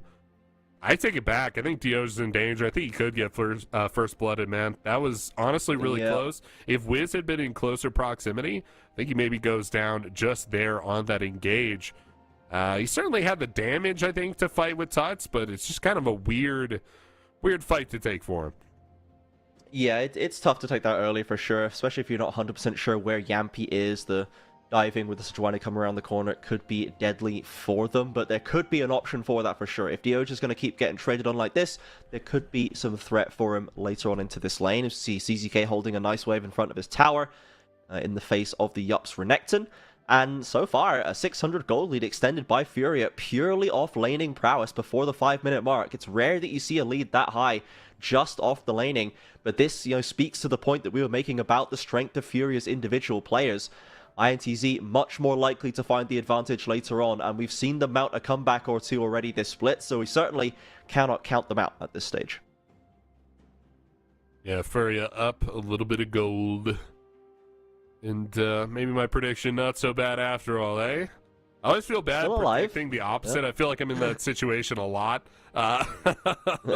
Last split with my Liberty belief, but I don't know, I feel good about this one. This one doesn't feel like playing the slots at Vegas. This one seems like a little bit more built on this some is hard ground. like a Moneyball bet, you know. This is like you're trying to get in on the ground floor before everyone else has realized it. You know, this feels like a team with Furia where at some point it could just really start to click, and they could start to be taking more and more games off the big names in this league. And like we're just waiting for that to happen. You know, there's a chance it never happens. There's a chance it never comes together, but the potential is very clearly there, and the growth is already starting to show. So, you know, if you keep predicting them, that's how you win predictions competitions. Is sometimes you have to find that upset that no one else thought was going to happen before it's expected. As Yups pops the ult, ZZK as well, going toe-to-toe in this top side, both about half HP. Neither wants to fully commit to the rest of this fight, though, as Yups has gone for the Merc Treads first, so about the anti-AP and the CC immunity, whereas ZZK has a bit more of the combat stats and the health and damage from the Phage. Really does here. Yampy going to walk up top. Going to take down the Grubs with some help, which is nice for the Sejuani, because soloing in this tank jungle matchup really sucks. The damage just isn't really there for either champion. It takes you a long time, gets you behind tempo. This Maokai, for instance, just had to solo up that dragon. Took him quite a bit of time, but now he's back in here. We'll see if this is the dive play. I don't expect it. Leona's pretty good at anti-dive, but... yeah, I wouldn't recommend it. Probably. Oh, Tuts is moving over. Even in the 2v4. Even in the 2v4, if you haven't got any poke down, I probably wouldn't recommend it into these guys. And looks like they're just going to take full control of that side of the map. So we saw that when Damage roamed away, just to try and get some vision on the dragon or see what they can do elsewhere, Ninja Kiwi is falling further and further behind the counterpart in IU. As we've said, very comfortable on the Zeri. We've seen big things out of this player on many champions, but the Zeri is certainly one that he can carry a game in. And now ZZK, this is a bit more of a doable dive. Sejuani or Renekton, a classic 2v1 combination. ZZK doesn't have the ult. He's going to get stunned up, drops the counter-strike. Yups tries to get away. Maybe they'll go for the re-attempt right here. Flash still available for ZZK. And Yampy and Yups are just going to turn their eyes to the plates. They're not going to go for the full kill. Well navigated by the Furia top laner. Certainly was. Oh, now we're doing it. We'll go for the dive. Now we're doing it. We've got the ult. Ult just hit by Ninja Kiwi. He's going to have the shield. Who are they going to go for? The cleanser's out. Looks like they're going for the Leona. God. But the extra shield is still there. Jojo has to swap aggro. And there's the first blood. IU just clips it at the end. I was worried for them for a second, Axeman, but Furia pulled through. Yeah, for all my belief in the world and Furia, you could not convince me the first blood goes down to IU onto damage in a turret dive. That, absolutely not. Just an impossible feat. You saw the damage the Qs were dealing, right? Just watch like any Q IU hits on the damage here. It does basically nothing. Yeah, just like a maybe 20 damage.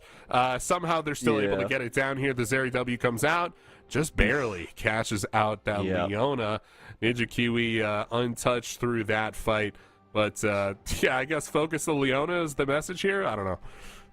It's tough because, like, with the Kai'Sa just hit 6, now she's got the ult and the reposition where maybe we can't burst her anymore, you know, and then you don't have enough damage on Leona. It was a very tough call to make, and they switched to damage, I think, partway through, and barely had the damage to make it work. You know, that last W from IU gets the kill, otherwise they would have just escaped. The Leona W plus Aftershock does so much work in absorbing that threat, so well played by Furia. It was exactly as good as it needed to be to work out, and they will get the first kill onto IU and lose nothing in return. So INTZ have the opportunity to maybe throw a return punch here. They do have ult for Yampy now. They've got the dive tools of their own, but Jojo, as you can see as well, has the wild growth. It's harder and harder now to actually pull off an aggressive play as long as Lulu is in position to offer that peel.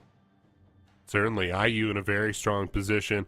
One of the arguments I've been making for Yuumi actually on some of these higher mobility enchanters, or excuse me, higher mobility AD carries. It could be a great look here. Lulu, obviously the more powerful enchanter, excuse me, but being able to sit on IU just feels really strong. I feel like he's going deep on a lot of these plays, and JoJo's going to be struggling to keep up with him. Yeah, it's very hard to keep up with a Zeri from anyone. For their own teammates, for the enemy teammates, it's helpful sometimes if you can just attach yourself and get in the backpack and ride alongside. But for now, IU is not going to be able to sidestep. It has to cleanse away. and can skate over the wall. He tried to hold the summoners again. I respect it. Almost got out of the way, but Yampi threw that ult true and did get the summoner trade away. Now Wiz looking for another little bit of a punish here, stepping aggressively into the jungle, knows it's now his turn for a play, and Yutz has the priority to work with. They'll try to steal away that blue buff. Wiz, player that we saw in Italy not too long ago. It's interesting seeing him take up a more supporting role, kind of slotting into this tank jungle meta. I wonder if he's having as much fun. I think probably not. Probably not, no. I think because I remember Wiz as like a Lee Sin guy, more of like a Croc-esque kind of player. He was less volatile than Croc, but he was like an active jungler. He was maybe more of an Aegis almost, but with less deep of a champion pool. Yeah. But now he is on the Maokai, and, you know, I expect to still see the Lee Sins from him. I remember his Trundle very clearly, his Trundle jungle from more than one game, back on the old Kaboom days. So we'll see which direction Wiz wants to go, but he is just, I think, just following the direction of everyone else, where we're just regressing to the bridging tank junglers, while the rest of the carry threat is being passed on to the rest of the map. For now, Furia looking to set up a play onto this second lot of grubs. Dioj has a little bit of a flank right there. He's TPing into the backline. A lovely Maokai ult catches almost everybody. Ninja Kiwi dives in aggressively, and they found Ayu. ZZK looking to fight back. Tut's still alive. Wiz is very low on the front line, but Ninja Kiwi is free firing on the Kai'Sa. Yampi too low to continue. It's a 3 versus 4, but the health bars are kind of in INTZ's favor. It's all on Ninja Kiwi and Dioj. Can you stay safe? Can you get the damage down as the grub secured by Wiz? 4 for 2 in the favor of INTZ, as they want to see if they can find more. Dioj gets the card out onto Wiz. A lovely shield keeps him alive. He's probably going to get back safe here. And Furia, the 1-for-1 fight overall, but the grubs, at the end of it all, 4-2 in INTZ's favor. They're going to come out on top there. They dropped quite a bit, in my opinion, here. Really a team fight that they should have won, but INTZ really focused down IU. Super effective there. Burn him down right at the top of the fight. I mean, this is easily a triple kill for IU, but pops a blast cone. He's over. Damage, I think, just catches up with him with an E. Oh, flash W there. Yeah, no, that's going to do it. And Ninja Kiwi, I believe, ults there. I'm not sure. Yes, he gets right in there. Flash W from Renekton into damage stun, and then Ninja Kiwi just goes in, and they focus him very, very effectively. So well played by INTZ, identifying the #1 threat, taking him out. Tuts did a fair amount of damage on the backside, and ultimately Furia could walk away, but IU is going to be under a lot of threat. Has the flash now, still doesn't have the cleanse. They've got Static Shiv online as well. So if they can get their positioning right, if they can keep IU safe, Furia will be sitting pretty in these fights, but INTZ, they know what they have to do. They've got the target painted on them. So ex post facto, watching the replay there a little bit, I think it was just kind of a vision breakdown for IU. It didn't seem like he understood the angle of attack that INTZ would be coming from. He thought he was on the back line, but really he was way out in front, and I think that's what led to the flash stun from damage, is that he was just right there next to him, no one in front of him. And that's going to ultimately be his undoing. Was kind of looking at Ninja Kiwi thinking, okay, they're coming from this way, and that was very much not the direction. Ninja Kiwi actually on the flank and able to reposition. Yeah. So an interesting fight there. I wonder if it's replicable for INTZ. One could think it could be. We're flashing in from Wiz right now onto damage. Does get the secondary route from Tuts as well. They've got so much invested. Ults abound, and Tuts will get himself some gold. So fair play, I suppose. If they can get the Herald as well, it'll translate to more gold elsewhere. But yeah, Furia not hesitating to pull the trigger, even on a lowly support. I like it. I think that's how you have to play compositions. Really, any composition. I think we use the term pick comp quite a bit, but it's just most playable champions right now. You just got to pull it when you see it, right? Those big CC ultimates and things of that nature. When you see you have a pick possible, a lot of times it's going to be on the support, and it's not going to be super high valuable. But, you know, your ult's on a 60 and 90-second cooldown, and ultimately that's just the most valuable thing you could do with that time. So they're going to get this pick onto the Ileona. They're going to get the Rift Herald, perhaps trade this this dragon for it, but a little bit of a just kind of slicing things apart on Summoner's Rift right now, taking every little advantage they can. Yeah, ZZK wants to try and pick up some of this money, but it's just kind of too dangerous for him to do so. The team is coming to help him out as Dragon is picked up by INTZ and Ocean Rift for us in game number 4. And Furia do have to contend with the risk of ever pushing. The Jax is not able to do safe split push action because of the threat of the TF ultimate. Just hit level 11, he's going to have that ultimate even more often. And it is risky for Furia to push out these side lanes for that reason. It's going to have to, I think, come down for them winning these important fights, because playing the map in a wide state is not going to be easy for them. There's the first turret picked up by Dioj on this TF. Interestingly enough, it is the AD TF again as well. Even though he's in mid lane, it's not gone for the AP. Yeah, no AP there for him.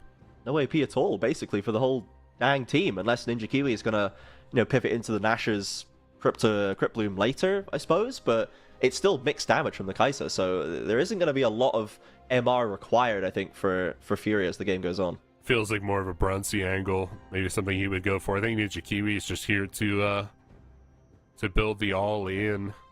Hit a right click. Yeah, to right click and make the plays. Yups. Ooh, the ult's cracked him as well. The Severing Bolt's going to come down. Jeez. It's not going to be quite enough. He gets the Dominus out. That's important for Tuts. That's great to get the ult done. Dioj and Ninja Kiwi looking for damage onto Jojo. They'll get the Lulu ult in defense. A bit of damage fired back from Tuts as Wiz checking out and seeing if he's needed. Both teams making an attempt right there, but INTZ, I think, losing out overall as ZZK finally, he's safe to push a lane in because he knows Dioj has pressed R already. Yeah, certainly does. Feeling safe now. Oh, no. Teleports out. And so close to being able to do anything. Yeah, fun's over now, but Yup's back in the driver's seat. He's going to push stuff out. Teleport down now. He won't be able to join any kind of fight or anything like that, but there shouldn't be anything really peeling out too much yet. Might get a dive up topside here. Potential for Dioj to go down, but he's got a tremendous amount of movement speed built in to Twisted Fate's kit. He's also just got Ghost up here too, so I don't think he's in any real danger. They're going to drop Rift Herald. We're not going to use the charge here. We're just going to let it go through. It's not going to get the turret, so it's not really going to be a huge immediate investment right there.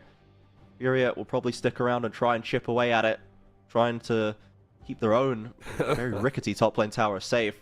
Yes, Tuts is doing a good job up there. Give us nothing. Yes. No Rift Herald.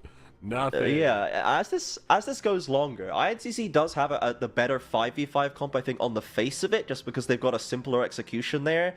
But Furia does have the Jax side lane threat somewhat alleviated by the TF option as well, and ADTF is actually maybe able to contest the Jax in side lane, because APTF is never going to beat Jax in a side lane. Like, you can ult to Jax and you'll just lose, you'll just die.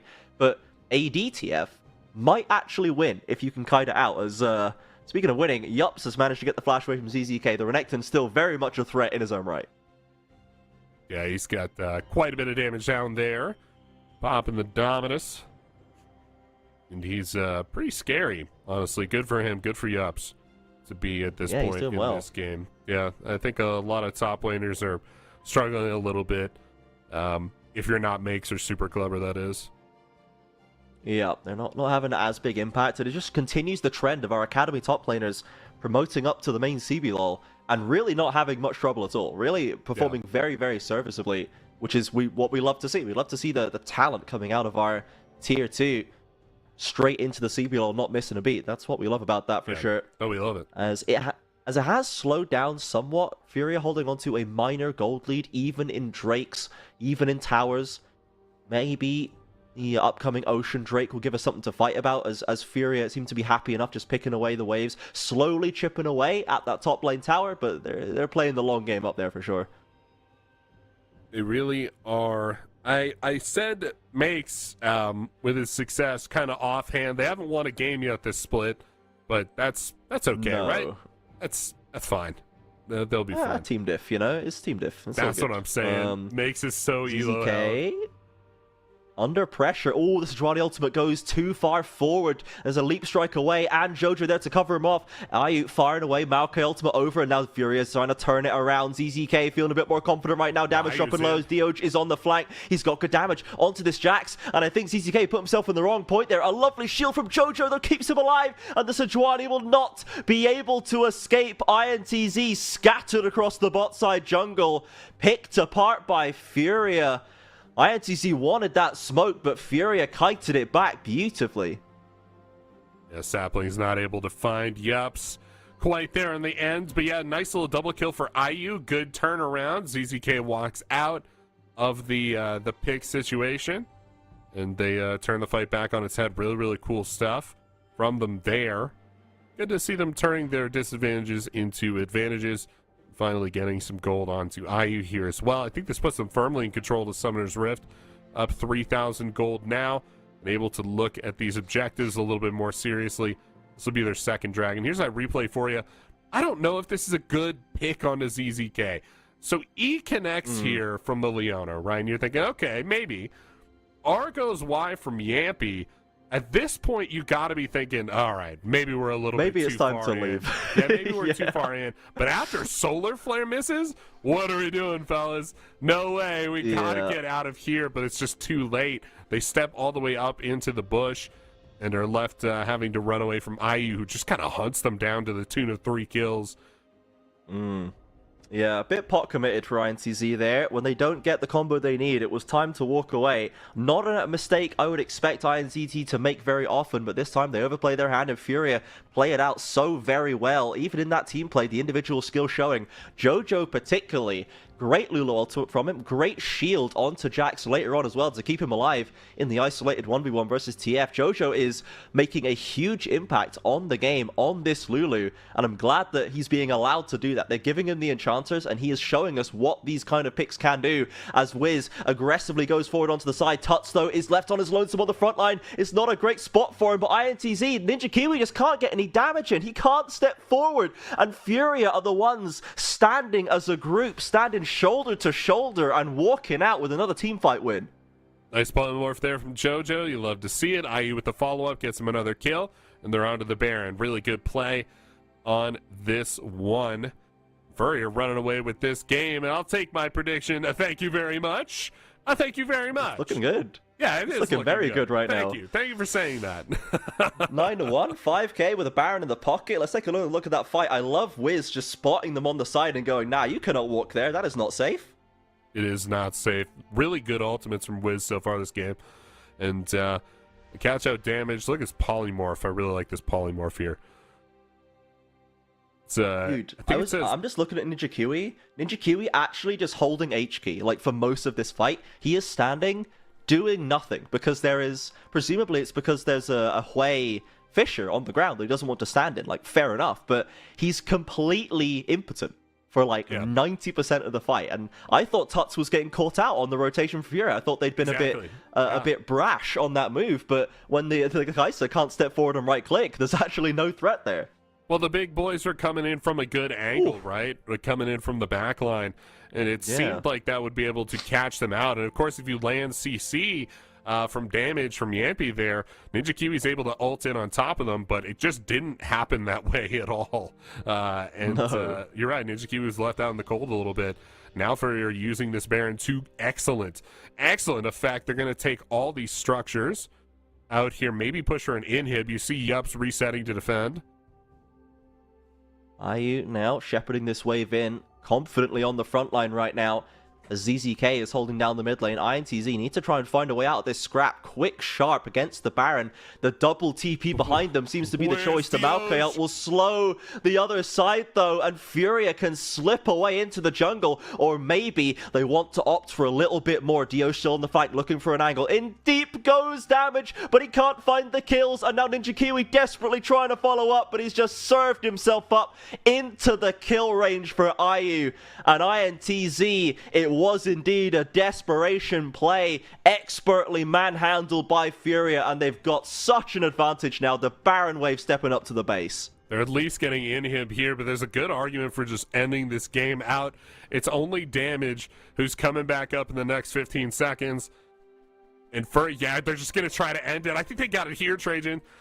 I think they get it. Yeah, 10 seconds on anyone who has any damage to offer. INTZ with nothing to do. Sub 25 minutes. Furia fold them up and pack them away. Wow. 13 kills to 1? Wow, that is a big step up for Furia. This is what we mean when we say we can see the growth on display. That was an excellent game from them. Yeah, really top stuff from them. Really seems like they're coming together as a team. There was a lot of good team play here. I think that's something that they've been lacking the last few weeks. Seeing them build this here just on a Sunday in week 3 is really encouraging for the rest of this split. With this game for Furia, the first third of the split is over, and honestly I like the trajectory more than anything, man. Don't look back at what happened, look where we're headed, and it's really positive for them as well. On the side of INTZ, the management change, some roster changes there has really affected this team in a positive way, but I think today shows, you know, they can still absolutely look like that old INTZ. They can absolutely still throw games away and come out and not show up. You got to make sure that you're keeping together and keeping it strong, making sure you're playing your game. INTZ did not play their game today.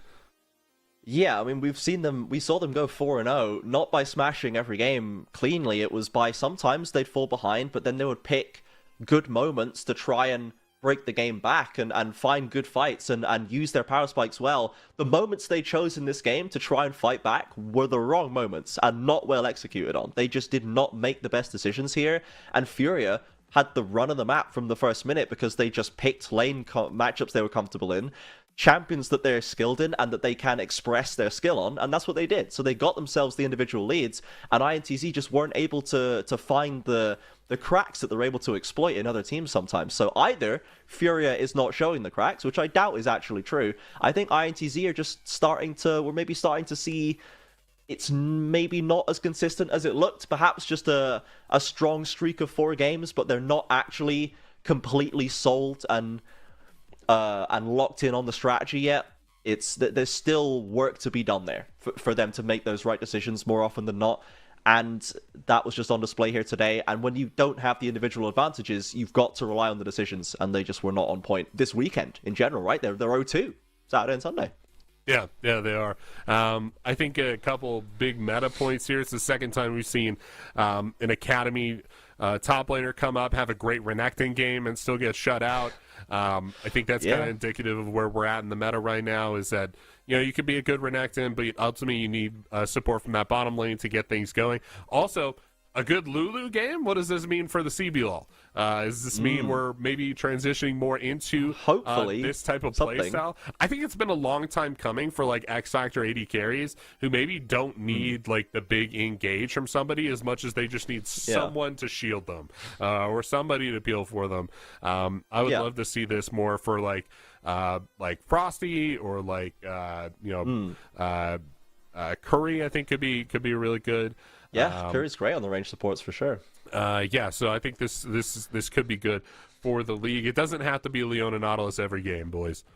Yeah, it's actually not. Yeah, it's you're not obliged to pick one of them, as it turns out. And I love the Jojo Lulu call out here, because as we'd said, he did so much in that game, and a lot of it was the power that Lulu brings in peel and counter engage with the ult, the shield, the whimsy. Whenever INTZ were trying to find that play that breaks them back into the game, who's there waiting for them? It's Jojo, and he completely ruins it for them, you know? And that gives Furia the space to kite back, re-engage, and then take the fight. So the Lulu value was huge in this game.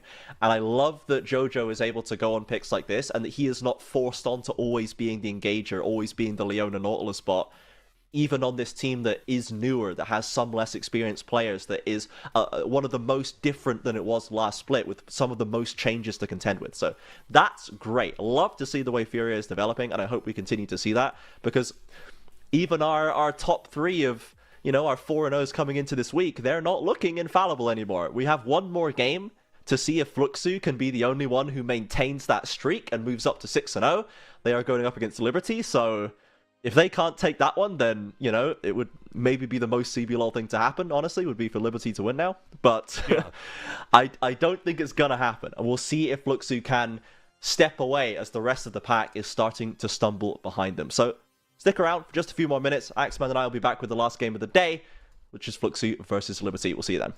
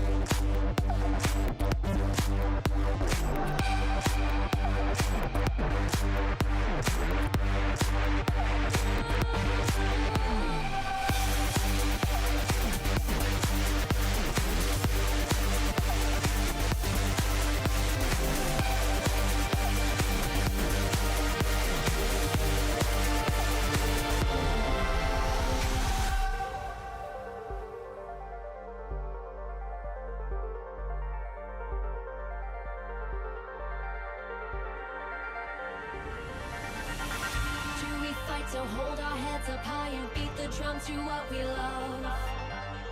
Risk the fall, oh, we have felt it all come crashing down from far above. Stars are rising, countless worlds colliding, only one will take it all. Can we bring to fall the giants? Can we make the final call? We are the ones to ignite the darkened skies, the champions of the world that we defy. A soul right of the few who rise up high, and we all fight at the last light.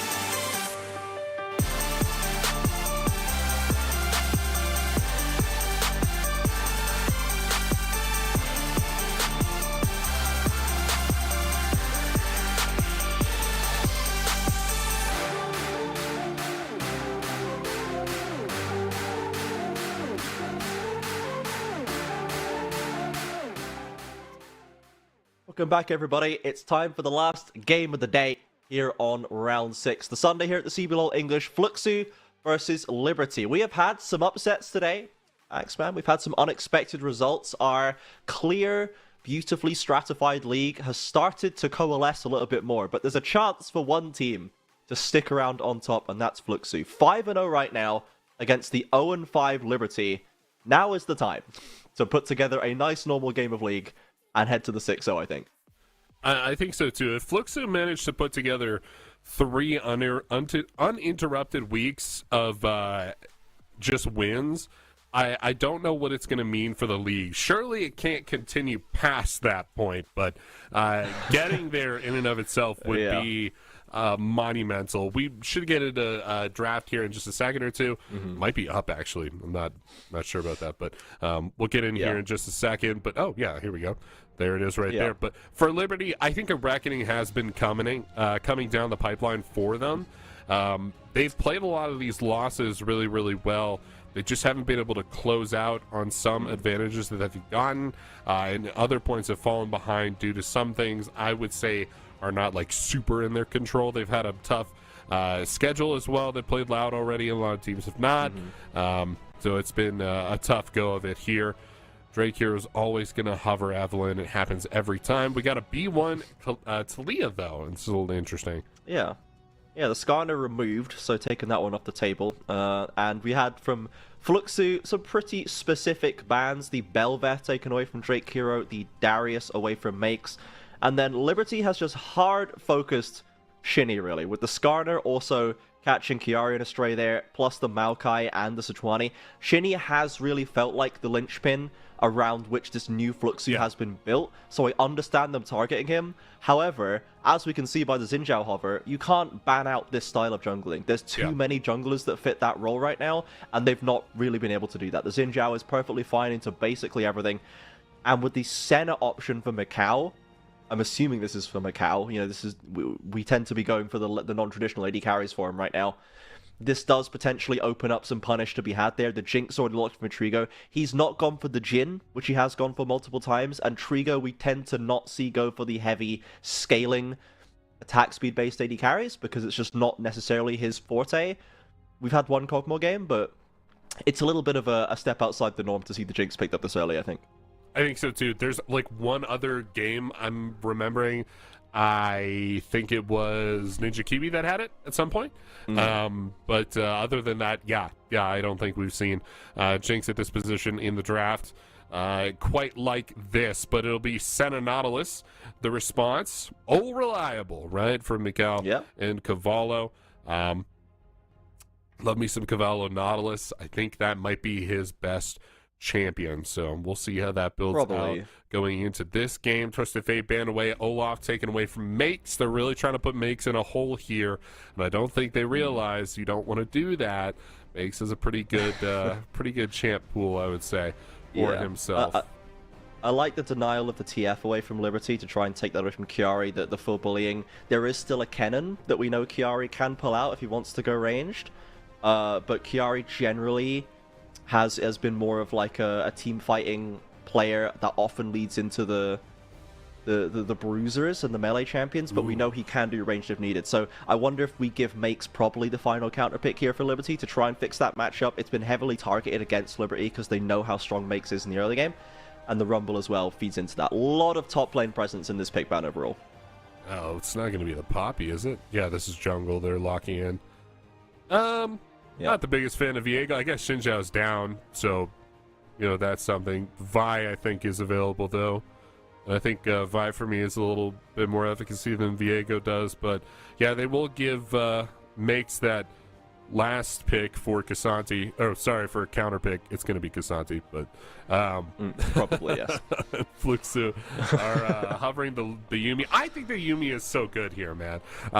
Maybe not for Trigo and Scamber, but I think it really is when you get into those big hyper carries and just need something to stay on them and to support them. I think it's a really good champion. It's very underutilized in Pro.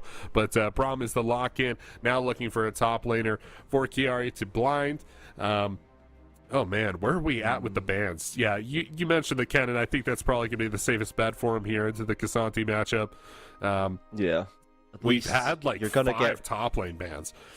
Yeah, you'll get range versus melee at least, probably. I don't know if Makes is gonna pick like Cassiopeia or something. Bane. I don't think that's gonna happen. Yeah, so I think this is probably the safest thing to do. I wondered if he might go Camille just because it kind of auto locks out the Cassante and is good in the 1v1s, but that maybe opens up a Renekton pick for Make. So we'll see what the choice is gonna be there. The Gnar would be interesting. We've barely seen any of it, and that used to be quite a staple in the CBLOL top lane. Players like Weiser used to be very proficient at that, but it is going to be dodged out. It's just the Renekton anyway, so there's a punish angle there. If Chiari pushes too hard, if he doesn't play the spacing right, there will be a lot of threat there, but ultimately I think it is going to be on Makes to manage being constantly peppered with auto attacks and shurikens. Yeah, interesting Renekton. Really thought it would be the Casanti there, but he covered everything else and then locked in the Renekton. But draft's a little bit cursed here for Liberty. I think the top lane Renekton's been a little bit lackluster in the winning games department, but I think they're moving towards at least something that looks like it could be successful. I don't have any real issue with the composition here. I think Son of Nautilus doesn't get played as much, but yeah, they definitely have the building blocks to success. On the flip side for Fluxo, looks like comfort all around. Not really playing to the meta, just kind of a very confident draft. Very much a team that's 5-0 going into a team that's not. Let's look at the predictions here to see if anybody flipped over to Liberty. I don't think anyone. Oh, wow! Me. 3 Liberties? That's crazy. There's definitely a lot of people banking on the CBLOL spirit coming down to earth to just make Liberty win, I think. Because this should not be a Liberty win. I think that the draft is perfectly comfortable for Fluxy to play out, and I would be surprised if Liberty takes this one. But that would just be, as we said, the most CBLOL thing to happen now is Liberty winning. So we can't rule it out. One of the closest games that Liberty came to winning was against Loud, so figure that one out, you know? I think what I want to see from Fluxu is another very controlled game. That has been their strength they have shown so far. They have been able to remain cool and stony-faced under the onslaught of teams like BKS all the way through the start of this first round robin, and this should be a similar idea. Liberty are quite explosive in the early game, and I'm expecting Fluxu to put the Stonewall up, and we will see if they're able to do so. They've got the Brom, they've got the Zinja, they've got the Talia, a lot of champions that can put up the wall, and that's what I want to see them do here. I think for Liberty, you're probably glad that Fu isn't on an outright carry champion. I think that's something that's helping you. Trigo and Fluxu seem to have put a lot of eggs into Trigo's Jinx basket. I think that's maybe something Liberty can look forward to here as well. But ultimately, I think it's going to have to come down to Makes and Drake Hero making this happen. Yeah, I think the Jinx for Trigo is interesting because, as I say, I don't peg Trigo as a Jinx kind of guy, as a Zeri kind of guy. I don't think that's his best type of champion. He can pull out games on things like Xayah, where you can scale out and team fight well, and if he is properly protected, he'll do fine, but he's not going to be the one-man carry that Titan or Brunsey can be. He's not going to be the one making that play on a champion like Jinx.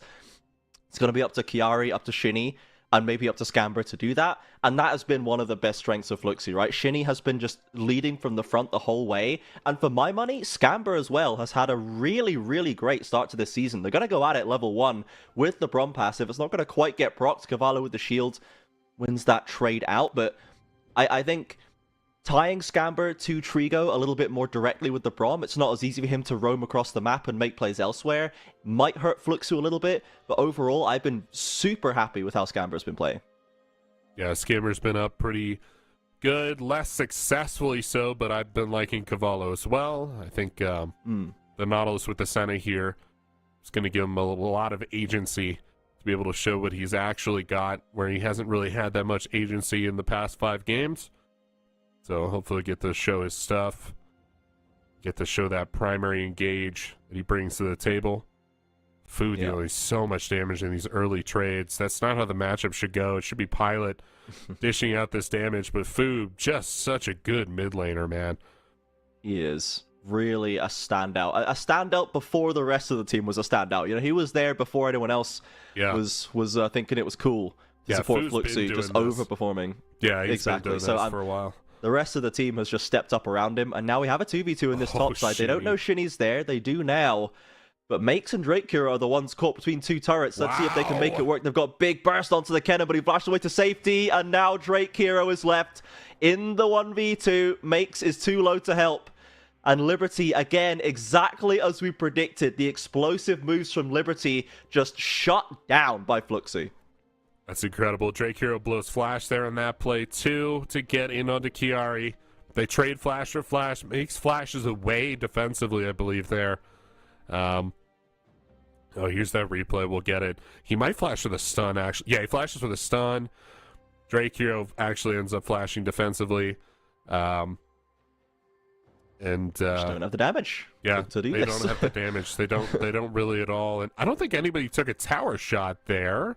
I think that's all just coming out of Shinny. Yeah. So yeah, Shinny just kind of whooped him. That's the Xinjiao moment right there. Yeah, just beat him up with the spear. And that's not going away either. You see he's back in. Flashless on the Renekton, flashing from Shinny to make sure that one works. Gets the knockup. Big heal though from the Renekton. The Shuriken is dodged. One more auto, and Chiari gets it done. Barely, but it is enough. And the top lane goes from bad to worse. Chiari and Shinny once again making no apologies for how confident they're playing out there. Said this one might have to fall on the shoulders of Makes and Drake Hero. Well, it's certainly fallen. And they're feeling that weight of it now. I don't expect they make a comeback from this, but you have to try, I think, in this early game to at least get a little bit onto Chiari, because he's just going to be such a terror later on in this game. He's really going to shut down your Senna and Hui.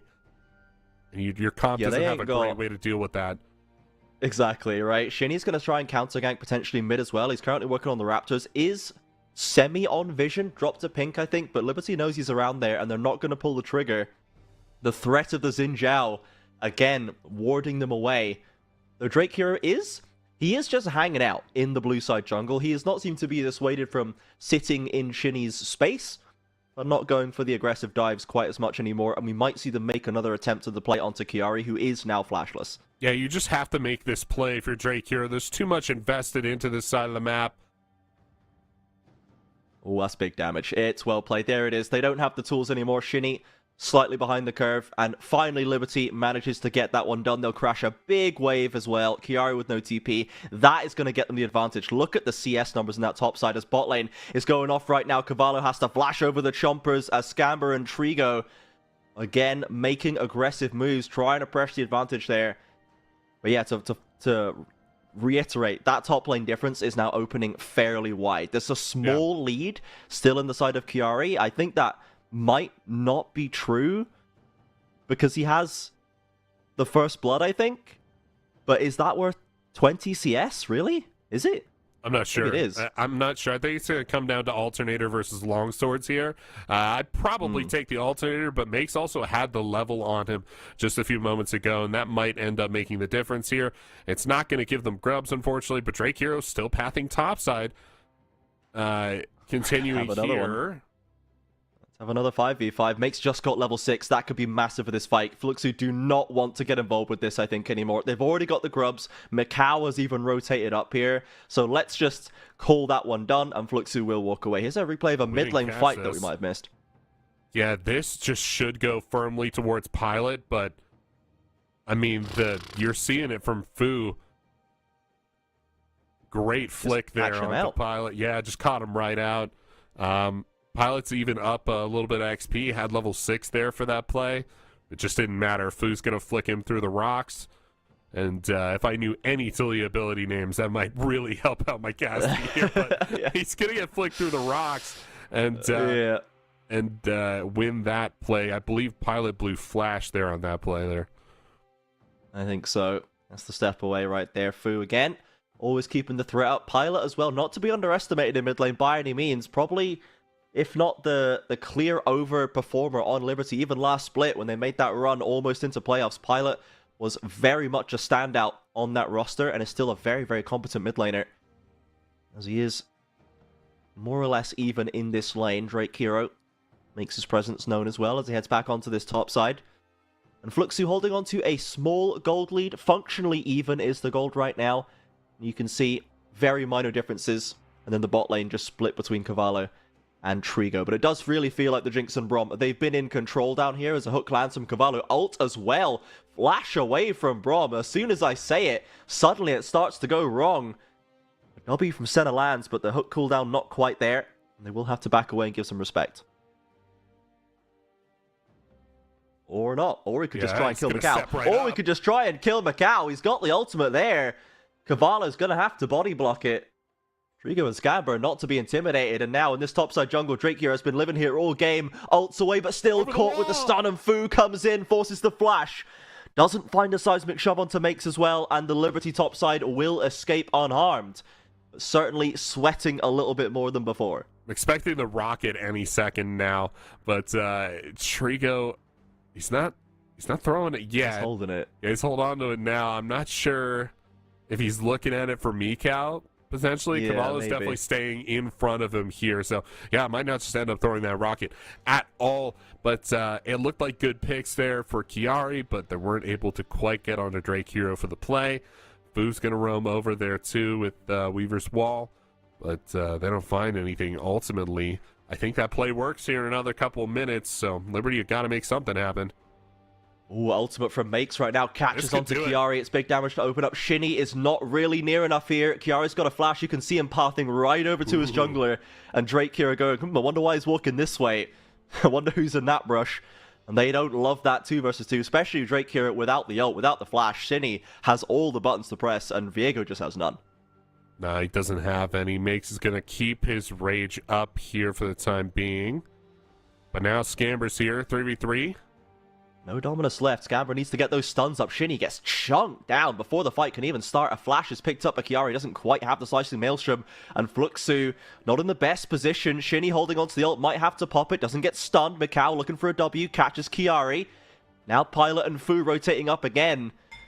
Both these teams want to find that pick, but Liberty are the ones overall taking control here. Fluxu scattered behind the tower with low HP. Yeah, Pilot's up here too now. Drake here going to drop back to farm up just a little bit more. And they're crashing another wave into Chiari. That CS lead for Makes keeps getting bigger and bigger as the game goes on. Lots of plays around this top side, though, are going to leave Trigo down in the bot side all by their lonesome, farming against the Nautilus. And that's a good situation for the Jinx to be in, trying to get to that item spike. I wonder if Cavallo actually wins if he finds a hook onto Jinx. I'm not sure. It's one of these things where tank supports, sometimes they can just beat them. As a lovely flick back onto Drake Hero. No summoner, no ult can save him. Fu, again, does not miss with the seismic shoves today. He's doing so much work on Talia, and that is all Shinny needed. Possible 6 grubs on the carbs for Fluxu now. Yeah, would it look flat? Oh, jeez, he does it again. Pilot. Holy cow. Would it look flashy on Tristana or Akali, something like that? Yeah, probably, but it doesn't make him any less dangerous being on this mage. He is still out of this world on the champion. Really cool stuff. Here's the replay for you. Yeah, the dude just gets flicked again. Ooh, right at the edge of it, too. That's from Fog of War. Drake Hero had no warning that was coming. Actually ends up clicking back into it, which is so unfortunate. To go back to your point about Cavallo maybe winning that, I think playing a lot of Nautilus games myself, you do have a really good angle. Cavallo does not have a summoner spell, though. He's got teleport, so that changes the fight a little bit. I think if he has Ignite, that definitely makes it a little bit closer, but... does not have that summoner spell. Yep, Fluxu gonna muscle their way back into that bot lane to pick up some more farm. Trigo had a pretty happy enough game right now. Not really seen anything too far wrong from him on the Jinx. Just waiting to scale up Biden his time, as we would expect from Trigo. Walks into a hook right now, though, but maybe they just want this one. Looking for Macau, gets the knock up. counter from Nautilus as well as Trico's dropping low, but Macau's one flashing away. Gets him with a stun. Jinx flashes aggressively. Gets excited. Can it run him to safety? Someone's got to block him from the hook. In comes Fu with a Weaver's Wall and makes his there to slice up Scamber as Shinny is working on Cavallo. Flashes him for the last hit. Somehow Brom got away and Trigo doesn't get clipped by the Hui. Makes as well on the back end. Fluxu just outperforming, outmaneuvering, and out-clicking Liberty in the bot side. Shinny finding every way to carry his team, even in these plays he's not technically a part of. Really good insight onto the map, making sure he's getting into these positions he needs to be in, and just hard carrying his team with the positioning, honestly. Miko's here to stop things for Fu. Ooh, finally Fu misses a seismic shove, and not an ideal time for it. Wait for the Severing Bolt to come out from Pilot. There it is, forces the backstep, and the rest of Liberty coming in. They get a lovely shield, but surely Liberty can manage this, and they will. Pilot gets that kill. Fu, on a slightly greedy recall, offers one back to the Liberty squad. Yeah, pretty close to trading one back onto Mikau, but he'll be okay. Cavallo already established. Oh, where are we going? Where are we going? Already established in the middle lane here, trying to keep up in CS with Trigo, which I think is such a funny relationship between these two players now. Yeah. You have the Nautilus being like, okay, I gotta carry this one. He's really just bouncing waves back. Just hold up. I'm gonna get my Frozen Heart real quick. Yeah, then we'll see. What's he? Is that what he's doing? Is onto the he's building so. a Bomby Cinder item, but yeah, that you can't build anything other than Frozen Heart with those items. So interesting build path. I really thought it would have been the Warmog's first item or a Cinder item, but yeah, just really doubling down on that slowing attack speed and trying to counter Trigo as best they can. Got the stun to Nautilus, but the flank is ready for Drake Hero. Trigo's going to get knocked up here. I don't think there's any way he gets out of this one. Fluxu's bot lane. Getting too comfortable mid. A late game hook from Cavallo. There's more damage to follow up as Drake here is range. Goes in for the Heartbreaker. Gets the reset. Can Shinny find a way out? The flash is there, but who's this round the corner? Kiari with a slicing maelstrom stops Drake Hero in his tracks. It's a real shame that this game hasn't come down to what so many Jinx games do, which is just, hey, can we get on the Jinx and delete them? Because if that was what the game was about, Trajan, Liberty might be doing really okay, but that's not what this game is about at all. Shinny is way up in gold. He's got Kiari well supported there too. Trigo is just a part of this team comp. He's not its primary carry. He's not the hyper carry here. Ooh, and where's the seismic shove? Where is it? Maybe gonna force the flash if he can. He doesn't need it. Oh my goodness, the Senna ultimate has to come out and he still has to flash away. Pilot miscalculating the threat there, I feel. Can't believe that. Yeah, Seismic Shove just never going to come out. I'm wondering if Fu steps out and continues looking for this kill. He's not going to have time. The reset goes off, but he was stepping up really dangerously there for a little bit. That's Rift Herald going down to Fluxu now. Shinny picking up another objective for his team. And Make's having a real hard time down bot side. Fluxu is just winning at every single avenue of Summoner's Rift right now, which is kind of what we've seen from them so far in this split. Exactly, yeah. Not really. It's hard to watch them put a foot wrong. They had one small mistake in mid lane, but that's about it as Makes drops the ultimate. I think it's probably still fine just to clear the wave. He's probably just going to recall, but didn't find an angle onto Kiari there. It seems like Kennen has definitely gotten through the rough early game. Is now closing in the CS gap very far ahead because of the kill credit. And Makes is probably not going to have that much more fun in the side lane for the rest of this game. Yeah, not really. Not the Renekton performance we're used to the last 2 weeks or so. Probably just kind of fading back into the ether a little bit, maybe tanking up a little bit. He's already got the Eclipse looking like he's going to start building into some resistances there too. So, yeah, just kind of a nothing Renekton game, unfortunately, for Makes. He got super banned out this game, so I don't think it was going to be difficult for him. But yeah, they kind of left him without options, I think. And if he doesn't have a ranged option that's playable into their comp, Kiari does have that option, right? He's got the cannon. He's got this depth of experience and the depth of pool that he's built up over many years. Make's still working on that, still very early in his career. I'm sure we will see more out of him. But when you got 5 bans against you, it's this is what happens sometimes. So Kiari very much in control of that. Trigo trying to get the push on in mid lane. And Shinny with the Herald to support it. Likely this mid lane outer not going to be long for this world. Yeah, I would think so. Drake here, we see him moving to support, but yeah, it's just going to go down here. Fu with the Weaver's maybe Wall as well, more. committing. Cavallo locked out, has to flash over. First turret gold, secured by Fluxu. There won't be any kills on the back of it, but it's gold nonetheless. Cavallo might be the most dangerous champion on Summoner's Rift for Liberty right now. This feels weird to say, but he actually does have quite a bit of CC available at his disposal, and is tankier than most Nautiluses would be at this particular junction. It's also helping his case that everybody else on his team is very, very weak right now. Here comes the dive. Makes with 3 people coming in, plus the TP from Fu, just to make sure it goes down. They'll lose the top lane tower, trade it for bot lane. Fluxio, I imagine, happy to take that one. A net gain for them overall once again.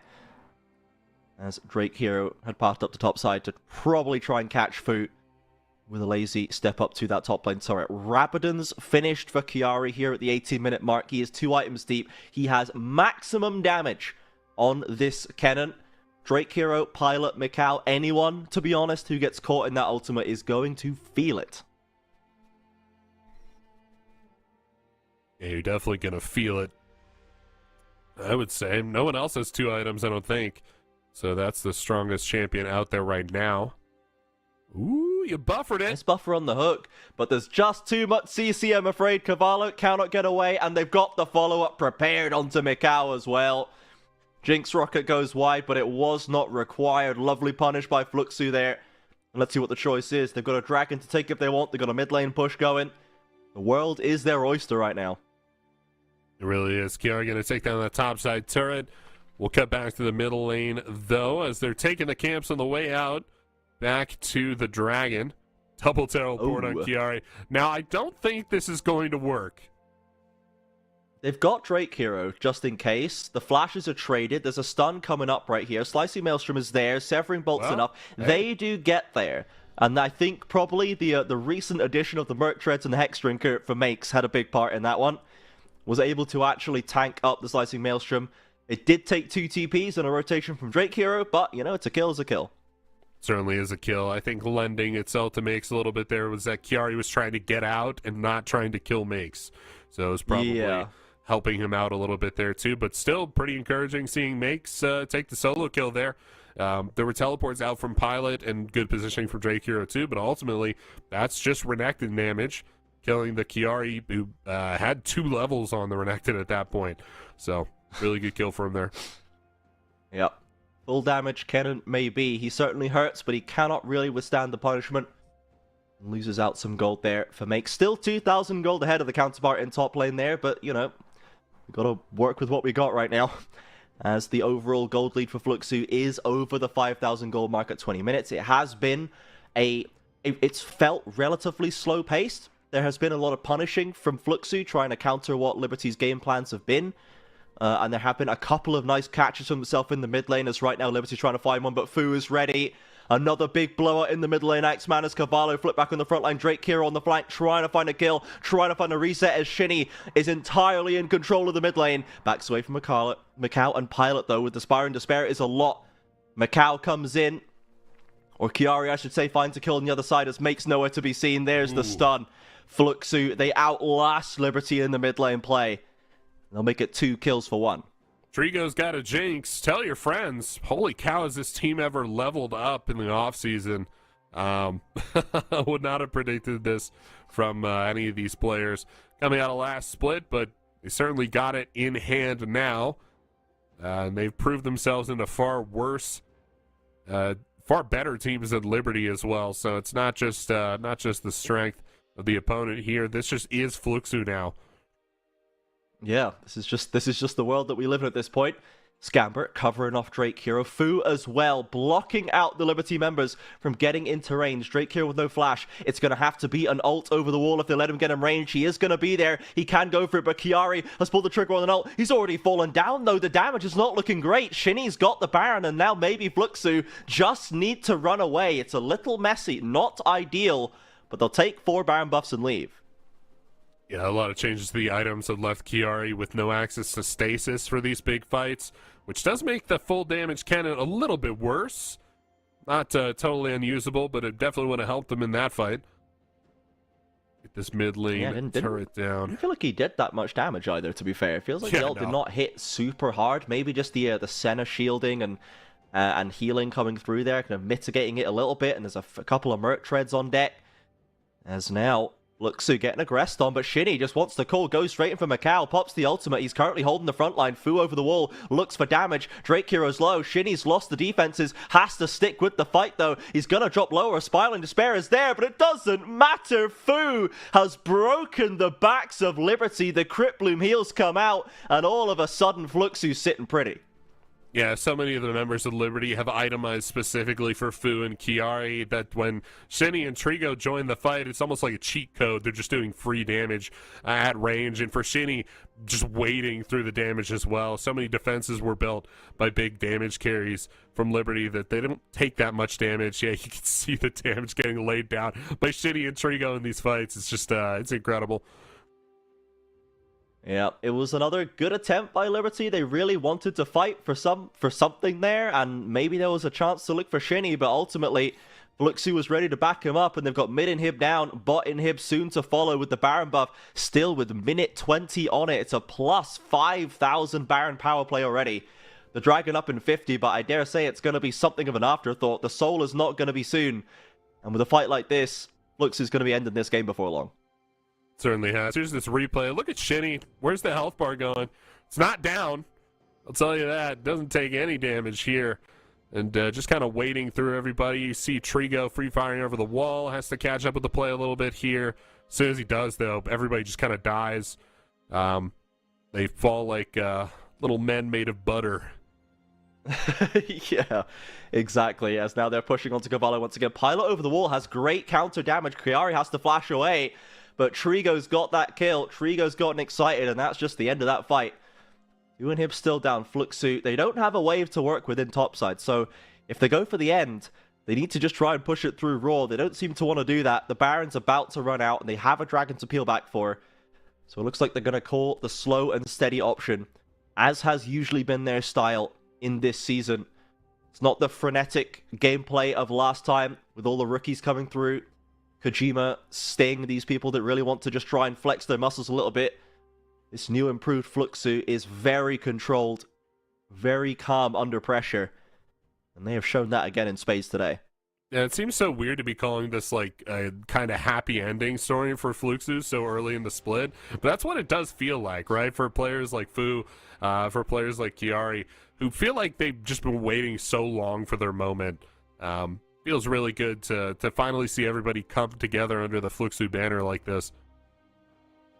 And now another fight kicked off. Shinny once again where he loves to be on the front line. Fu in from the flank, and Liberty already in full retreat. Makes his TP'd in to try and disrupt something, but he's got every member of Fluxu bearing down on him as Shinny continues to lead the charge. Liberty just have nothing left to offer.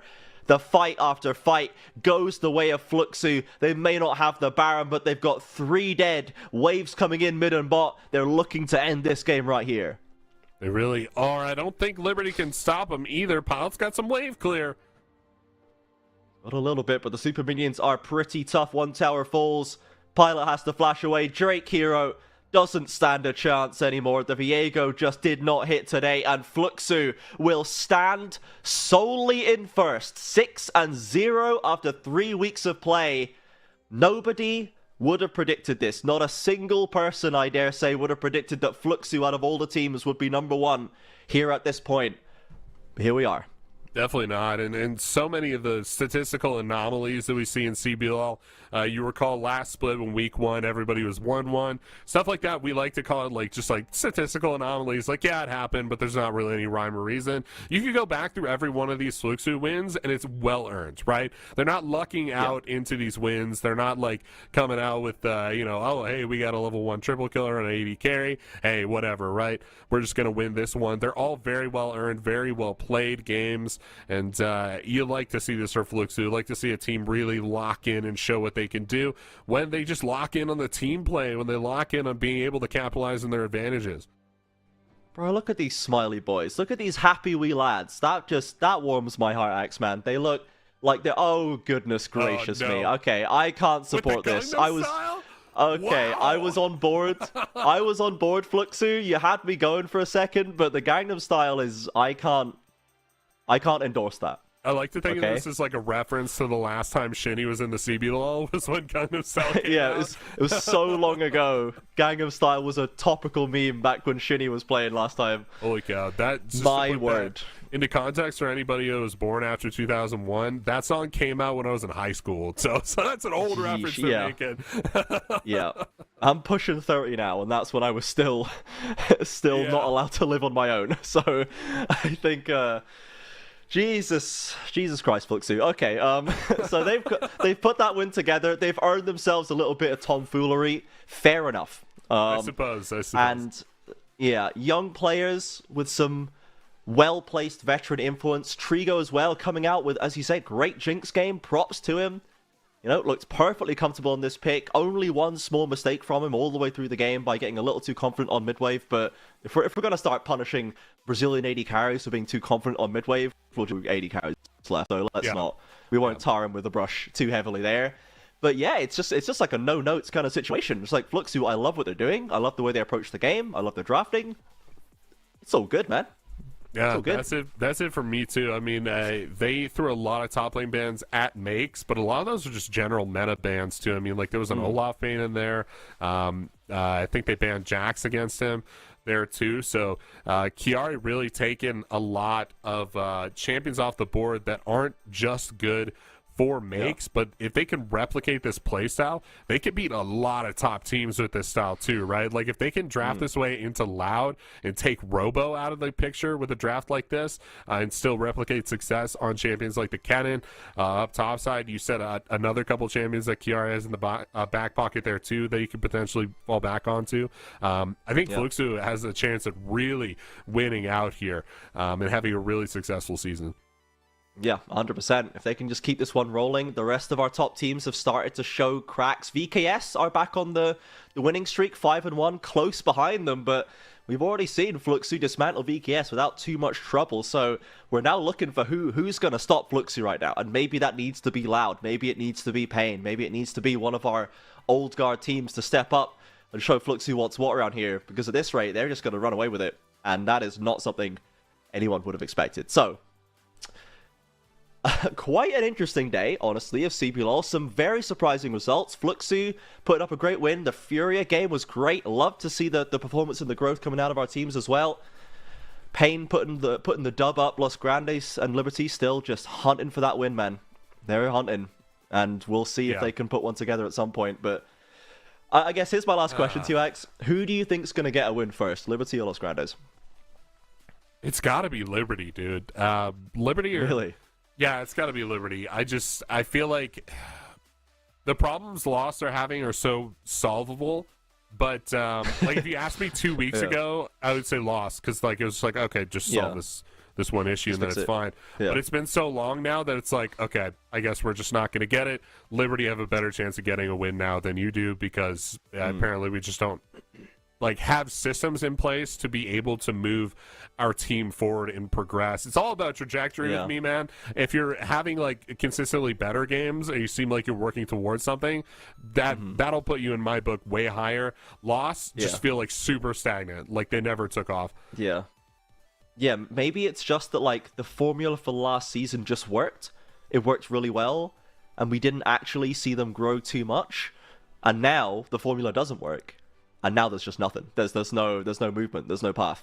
We're just stuck here, which is a bit unfortunate for them. So instead, we're gonna all be Furia fans now. We're gonna watch them because they're our growth team. So down with that, dude.